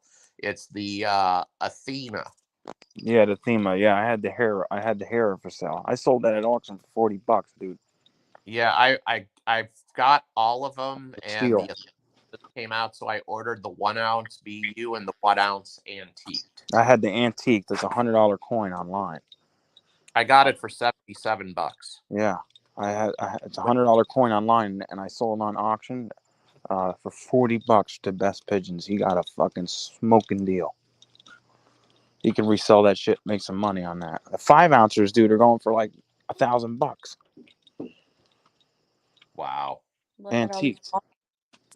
Walkers? walkers for when we start that. Well, we got $100 bag of walkers coming right now, honey. Tube them suckers and put them in a guardhouse box. I like keeping my junk No, silver we're gonna and change those. that. We're gonna be sorting them by year and putting them in tubes. Oh my God. My Yeah, wife's gonna. unfortunately, they don't. LC, like online bullion retailers, that's one thing you won't get lucky with. You ain't gonna find no key dates. That bag of walkers will be all 40s, I guarantee you. Which is fine. I mean, Yeah, no, because it's silver fine. $half, so I'm fine with that. I really am. Especially since I don't have that many halves. I've got Oh, halves are my go-to. Halves and probably dimes. Mrs. Triple P. I counted up all of our I don't 90%. remember. I'm pushing almost $400 face, I think, Of constitutional. of constitutional, but it's all in dimes and quarters, in Washington quarters. See, the quarters are the ones I least stack. I have a lot of quarters. But halves and dimes are my go-to. They're just perfect, in my opinion. I love the quarters, but the quarters, especially when you're filling guardhouse boxes, I put them in tubes and guardhouse boxes. I don't know. You buy them in tubes, so they go in a guardhouse box. It's perfect. It's like putting coins in a tube. You know what I mean? Same Right. idea. The quarter boxes, a roll of quarters and a roll of halves. It's the same amount of silver. So it goes for the same price. They're about $200. And, now you can get them maybe $195 and shit. But the guardhouse $half boxes holds 280 face. A quarter box, I think, is like 500 phase. It's 50 tubes and a quarter guardhouse box. So it takes a long time to stack a quarter guardhouse box because it's the same amount of slips as a dime guardhouse box. There's 50. Right. So I notice when people are stacking constitutional, like for example, Yankee stacking, he's filling up a quarter guardhouse box. It's taken him a long time. He's been doing that for gotta be 2 years now, because it gets very expensive, But yeah, no. So I've always done more halves and dimes because I like them better.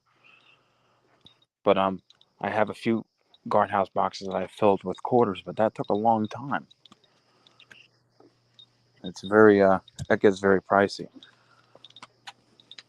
But Yeah. quarters are definitely underrated though, because they are awesome. Well, here's the thing. I mean, in like a SHTF type scenario, I mean, quarters could become one of the most handy denominations to have. Oh yeah, it is now. When you go to the car wash, when you go to the laundromat, or if you go to the banks, mostly it's quarters. No one really carries halves, especially now. Dimes, you need a lot. Make a dollar, you need fucking 10 of them suckers. So quarters are kind of the go-to in America when it comes to change. You know what I mean? Can you agree with that? Oh yeah, absolutely. You need to fill air in your tire and you're on the road. You need quarters. So quarters are the most recognized, I would say, American coin. regular change coin, clad coins that are in your pocket. So yeah, I believe that, but it's weird. It's just like silver and gold, the quarter ounce gold coins are the least favorite out of all the gold coins. It's kind of like the same thing with the silver, at a quarter, uh, that 25-cent quarter, silver quarter is like the least favorite out of the constitutional, out of the three different sizes. Well, four different sizes. You have your dollars, your 50 cents, your dimes. No, your dollars, halves, quarters, and dimes. So it's weird. Your dollar coins are like your 1 ounce gold, and then your half ounce is your half dollars, and then you got your quarter ounce, which is your quarters, and your 1/10 of an ounce, which is your dime. But the quarter and the 1/10, the quarter ounce gold are like people's least favorite. I don't know, man. I love the quarter ounce gold coins. Yeah, I like them too. But here's the thing. I actually looking at my gold stack, they're probably the coin that I, for some reason, actually have the least of, and I don't know Exactly. why. Like I love the quarter ounce, but I think the majority of my gold stack is either full ounce or 1/10 ounce. Dude, that's me. I recently got rid of a lot of my quarter ounce gold coins, and I converted that into 1 ouncers, and or 1/10 of an ounce. It's just the 1 ounce is my favorite. It's you save the money. It's the best bang for your buck, and they're perfect. They're just 1 ounce gold coins. There's nothing better than that, unless you get like a kilo bar of gold. But those are my go-to. But I love the 1/10 of an ounce. The 1/10 of an ounce gold coins are awesome. They're great. I like those too. So you have the most expensive, and then you have the cheapest. So it's perfect. I don't like stacking half ounces. I feel like if I'm going to buy a half ounce, I'm going to buy an ounce. It doesn't pay. I don't even have it. I had a Britannia. I had a half ounce Britannia. I sold that. I got rid of it because it don't fit my stack. I don't like half ounces. I love the way that the full ounce just feels in your hand. Yeah, there's Like nothing better than a full ounce of gold. Like it's like a nice full titty with a big nipple. I mean, it's just perfect. It fits in your hand perfect. That's it. You know what I mean? And it covers the nipple perfect. Yes, But, it does. But I don't like the half ounce gold coins. And well, listen, I like all gold coins, but I just don't stack half ounces. And I like quarter ounces. I'll stack them, but I don't. That's another thing. It's the least size gold in my stack. I have a few quarter ounces, nothing to talk about. So most of it's all out of my 50 somewhat ounces of gold. Pushing 60. It's only ounces and 1 ounce gold coins and 1/10 of an ounce and some quarter ounce. And you obviously have your $20 gold pieces, but those I consider an ounce. They're practically an ounce of gold. It's such a thin hair between that it's practically an ounce of gold. And funny thing, I don't know why they didn't make it in an ounce. They were literally $30, $40 off an ounce price. Why didn't they just make it in a fucking ounce of gold? You like the St. Gaudens and the pre-33 stuff? Yeah, so, the Liberty. Because it's 90%. Have you ever taken a pre-33 gold coin and put it on a scale? What does it actually weigh? Because your actual gold weight is like 0.9675, right? Yes. So what does the coin actually weigh? I think it's over an ounce, a little over an ounce. So yeah, I mean, I don't. So why didn't they just make it? I know it was in people's pocket. Well, not the $20 gold pieces. There wasn't much people that were walking around with $20 gold pieces in the 1920s. That was mostly for rich people. The most used gold coin was the $1 gold coins, the $2.50 gold coins, and if you had a $5 gold coin in your pocket, you were, that's why you see that those coins are mostly the most circulated out of all of them. There wasn't, the rich people had the $20 gold pieces, or, some people had them stuck, in their house somewhere, but mostly they were in the banks. They were used for businesses and stuff most of the time. But, Well, a $20 gold coin would have been equivalent to carrying around $2,000 cash on you right now. Exactly. And so, the $20, I understand, it was in people's pockets, the pre-33 gold, just like our constitutional. So, if you just put a 4/9 fine gold pocket in your gold coin in your pocket, it's going to wear down. It's going to scratch. It's going to get dinged easily, because gold is soft. But, so they had to make it with copper and other items. But what I'm trying to get at, why didn't they do 1 ounce of gold and, add a couple weight to it, 10% copper, kind of like the Eagles. The gold, exactly like the gold Eagles. It's 1 ounce of gold, but the rest is copper. Yeah, I don't have the answer to that question. Because, an ounce of gold back in the 20s and 30s was $20 to $25. And you had a $20 gold piece, but it wasn't exactly an ounce. So I don't know what they were thinking. You know what I'm saying? Right. Just like the dollar gold piece, it was just under 1/10 of an ounce, a little over, a lot under. Your $2.50 was close to it, 1/10 of an ounce, and then you had your $5 gold coins is just under a 1/4 ounce, and then your $10 is just under a 1/2 ounce, and then you had your $20 were just under an ounce. You know what I mean? It's just how it worked. It's just funny how they set it up. Yeah, I don't know. Like they just pulled an arbitrary number out of their ass. I guess. I honestly don't have the answer to that. Are these those celebrities? Yeah, but that's not a full. That's not a full ounce, honey. Those are not full ounce gold coins. They're just under. Not much. I would say they're probably like $30-$40 under. Not much at all, but you still get more money for those than if you were to bring in your Buffaloes, your Eagles. They'll pay you anywhere from $2,000 to $2,100 for those coins. With the spot price being $1,700, they'll give you anywhere from 19 and up. Yeah, she's actually looking at the $5 liberties though. See, I don't stack pre-33 lower than $20. I have $10 Indians, but it just, I can't bring myself to spend $700 on a $5 Indian. You know what I'm saying?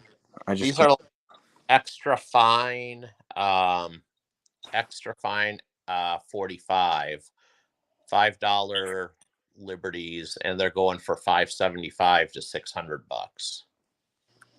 I've never. I remember when I started stacking, I won my LCS, and I was getting really big in the pre-33. Well, not when I started stacking, but a couple of years in, I was getting really big in the pre-33, and I was buying $1 gold coins, $2.50 gold coins, $5 gold coins, and my LCS would always tell me, "Don't," you know what I mean? It don't make sense. Look at these gold coins. Now he brought out the pre-33 European gold coins. They pretty much were selling for spot. There was really no premium on them, and I got hooked on the Roosters and on Franks and all that stuff. And but eventually I realized that they were very hard to get rid of, to sell. They were not very liquid. A lot of places would offer you below spot, just a little below spot. They weren't hammering you. So I got rid of all that stuff, and because I was like, it doesn't pay. If I'm going to buy foreign, I'm going to buy foreign bullion coins, Maples, Brits, stuff like that. And of course, I'm going to stick to my U.S. stuff. So that's what I do. So I don't have no pre-33 gold coins or anything. pre-33 foreign gold coins. The only foreign gold coins pre-33 that I'll stick to is Mexican, because that there's good money there. They're beautiful. There's a good secondary market on that, especially your $50 gold pieces and stuff.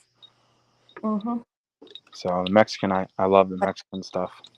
So here's something interesting I just came across. It's what year was that, honey?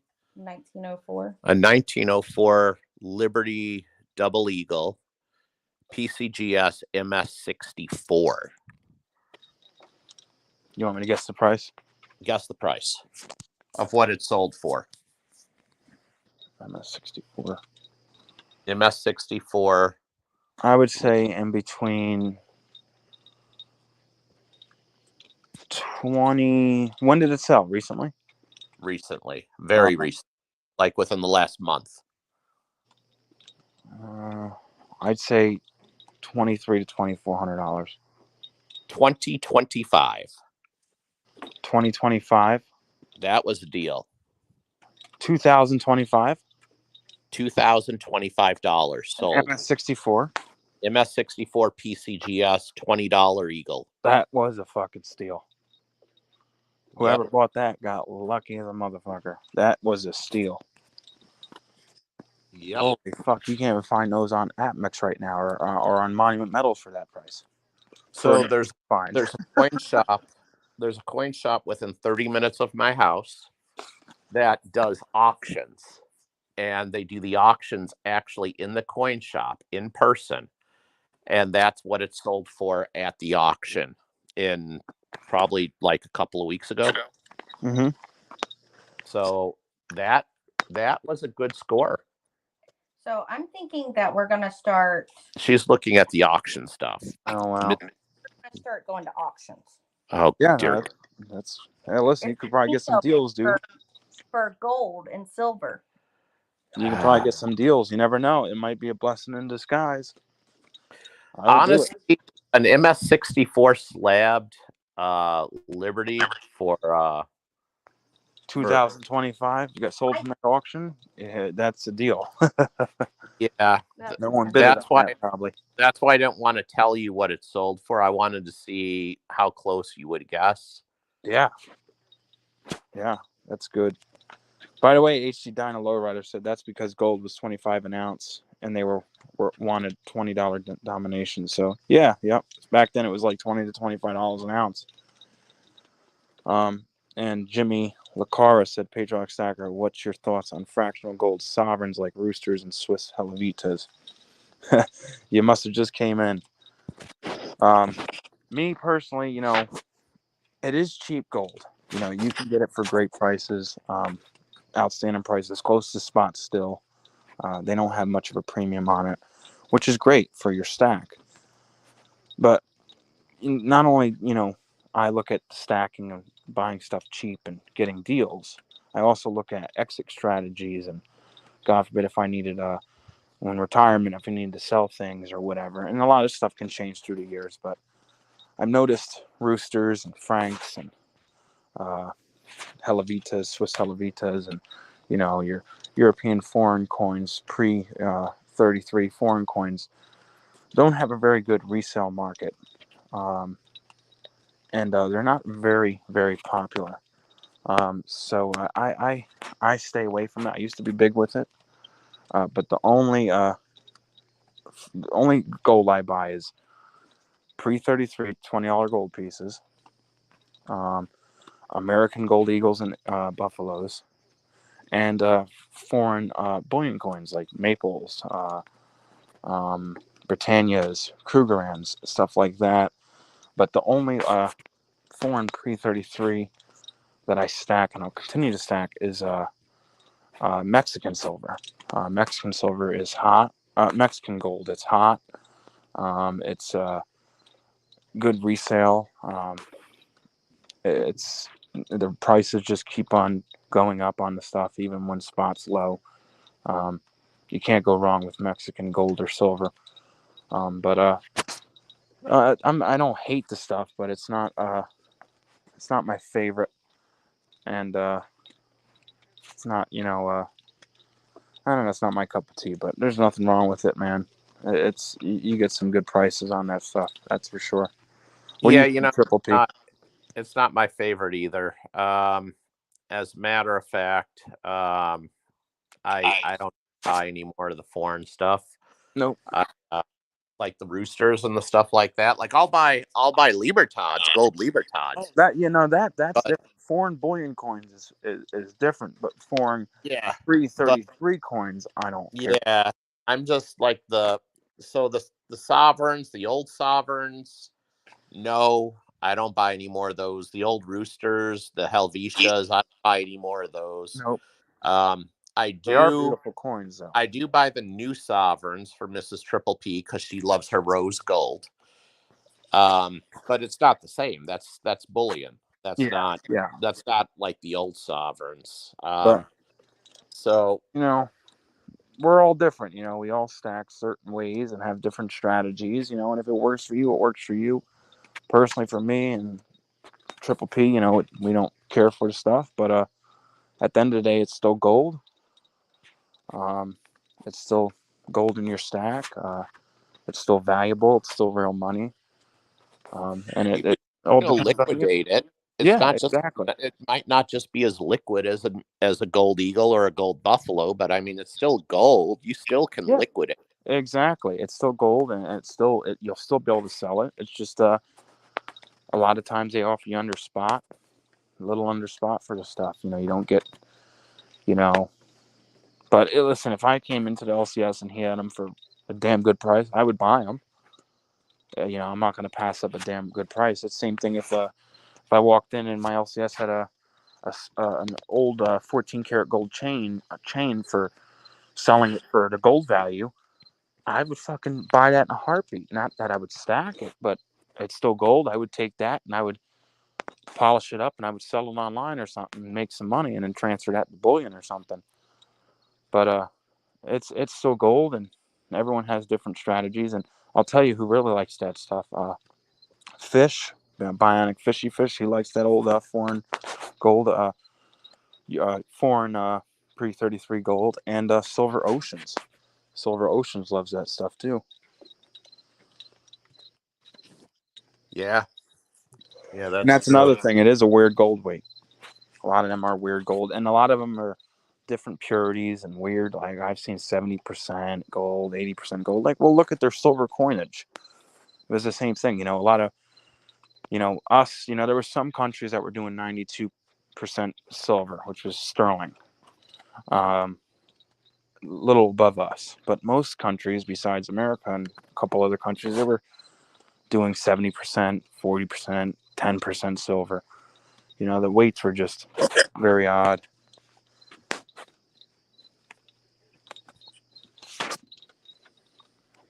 But you know, I see a lot of, you know, who's a Patriot Stacker. He likes that stuff too, and with silver too. You know, he's got a huge stack of silver coins that are, you know, got literally 0.1% silver in it, 5% silver, 10% silver. You know what I mean? He's got a huge foreign stack of all different purities and stuff of silver. You know, that's not how I really stack. You know, I go 90% or higher. But everyone has different strategies. See, Triple P likes platinum. I'm not a fan of platinum, but that's the only, you know, everybody has different strategies, different ways how they stack, different things they like. You know what I haven't seen? No, I haven't seen a palladium stacker. no, that's because it's too much right now. I mean, the Mm-hmm. guys that have a big palladium stack were stacking the palladium when platinum was being used in the catalytic converters. Yeah. That's when they were stacking the palladium. So that's why I'm stacking the platinum now. And if you guys do your research on this, you would know that it takes years for the auto industry to convert from palladium to platinum. It's not something that they snap their fingers and do overnight. Oh no. And we're not going to find out because they're going to make headlines and tell us. That's not how we're going to find out. They're just going to do it. Yeah. because they're going to continue to buy as much as they can, as cheap as they can, for as long as they can, Yeah. until Exactly. the word gets out and it goes public. And then all of a sudden, you're going to see platinum and palladium flip each other. Yep. Now, do I think that platinum's gonna outpace gold again? Probably not, but I do believe that there's gonna be a flip, because why? So, answer me this: why, if you're an automaker, why do you want to buy palladium at $1,800 an ounce? You can buy another metal that does the same fucking Yeah. thing from the Basically, the same same fuck- family of metals, and it does it just as good for $860 an ounce. Oh yeah. It's a dead given. You're gonna do platinum. If I am an automaker, I am going to be buying that shit as quietly and as big of bulk as I possibly can to last me as long as I can. Because yeah. you know what? Right now they're probably still sitting on a stash of palladium, and they're just waiting for that to run out and deplete itself, and then they're going to go start using their stash of platinum. There's a good chance they may be buying it right now. Yeah. Exactly. They're just not going to announce it. Now, I mean, is platinum it's more rare than gold, but it also has a lot less of a market than Yeah. gold. Yeah. So in the grand scheme of things, it probably balances out. Oh yeah. But Yeah. it's just another way to diversify. That's all it is. But And when you think of more use in the market, silver has the most use, and it's also very rare. It's pretty. It's not as rare as gold and platinum, but there's only so much the world can give us. so And I've heard this number debated many times. From the most realistic number I can come up with is it comes out of the ground at a ratio of 9-1 yeah, when compared to gold. yeah. So and silver has a monetary usage and an Oh yeah. industrial It's one of the usage. biggest industrial metals in the world. So Especially now with this whole electric thing that everyone wants to do. But when you think of how much industrialized silver is and how much it's used, it's in everything.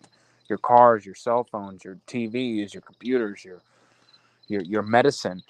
But the funny thing is, it's extremely undervalued for how much it's used in the world. And then you look at the price. It should be worth way more than what it is. sure.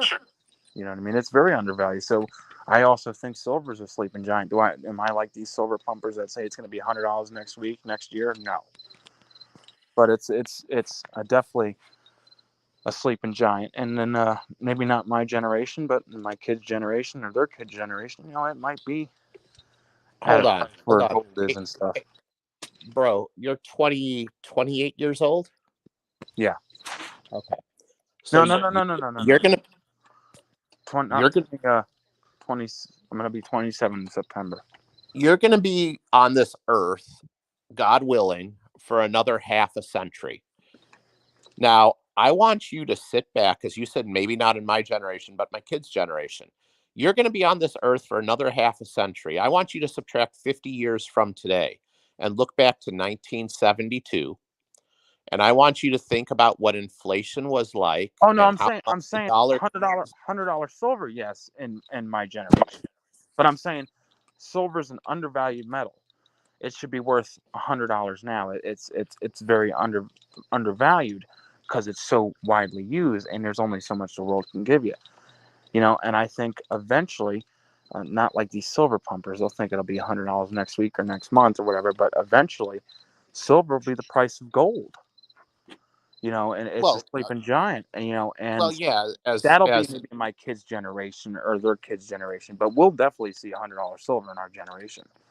I see right, that. I but see we're that. also going to see a McDonald's Happy Meal cost $30 in our generation too. Yes, and everything's going to continue to go up. Yeah, I get your point, but here's the thing, and you know that I am the furthest thing from being a silver pumper. But that being said, it's been at $50 before. Oh yeah, 1980. It's already happened. So Yeah, we are at basically 30% of our all-time high. I don't know. It's Yeah. getting late. My math is going to shit. Yeah, my phone's about to die soon too. Yeah. So I mean, here's the thing. Like we're nowhere near all-time high. Oh no, no. We're at like basically 35 or 40% of our Hey, all-time high. Hey. What? Did you know that baseball that we got for toddler triple P Yes. that was all both rookies that signed it? Yes. This is something that we need to do for PSA. You submit the ball, and if it's rookies, they get a rookie ball autograph authenticity certificate with it. So if one day they become big names, then you Oh, really strike big. well, here's an idea. How about we not submit it until they actually become big? No, it actually. Hey, bro, my phone's at 3%. All right. Well, let's call it a night, man. It's late. All right, man. We've been on for like 2.5 hours. So Yeah, another good stream. And Yep. next week, are we good, or is that when you're leaving? Because I know you said August something here. next week is up in the air. I'll have to let you know. All right, because for now, Polybuck is definitely on for next week. All right. Let me see how things work out, and I'll let you know in a day or two, bro. Perfect, bro. Well, everyone, I appreciate you guys watching us. Another Tuesday night trash talk. Another great Tuesday night with me and Pistol Packing Pilot. Thanks for watching, and don't forget to hit the like button, comment, subscribe, and you guys all have a blessed night. What's up, boy and baby? Yeehaw, brother. What's up, Yeehaw! AG, JK. Thanks, guys. Jimmy. Means a Yes. lot. Thank you to everyone for jumping on. It's been a fun evening. Yes, it has. All right, man. All right. Well, talk to you guys later. I'll text you, brother. Have a good night. All right. Take care. Bye-bye.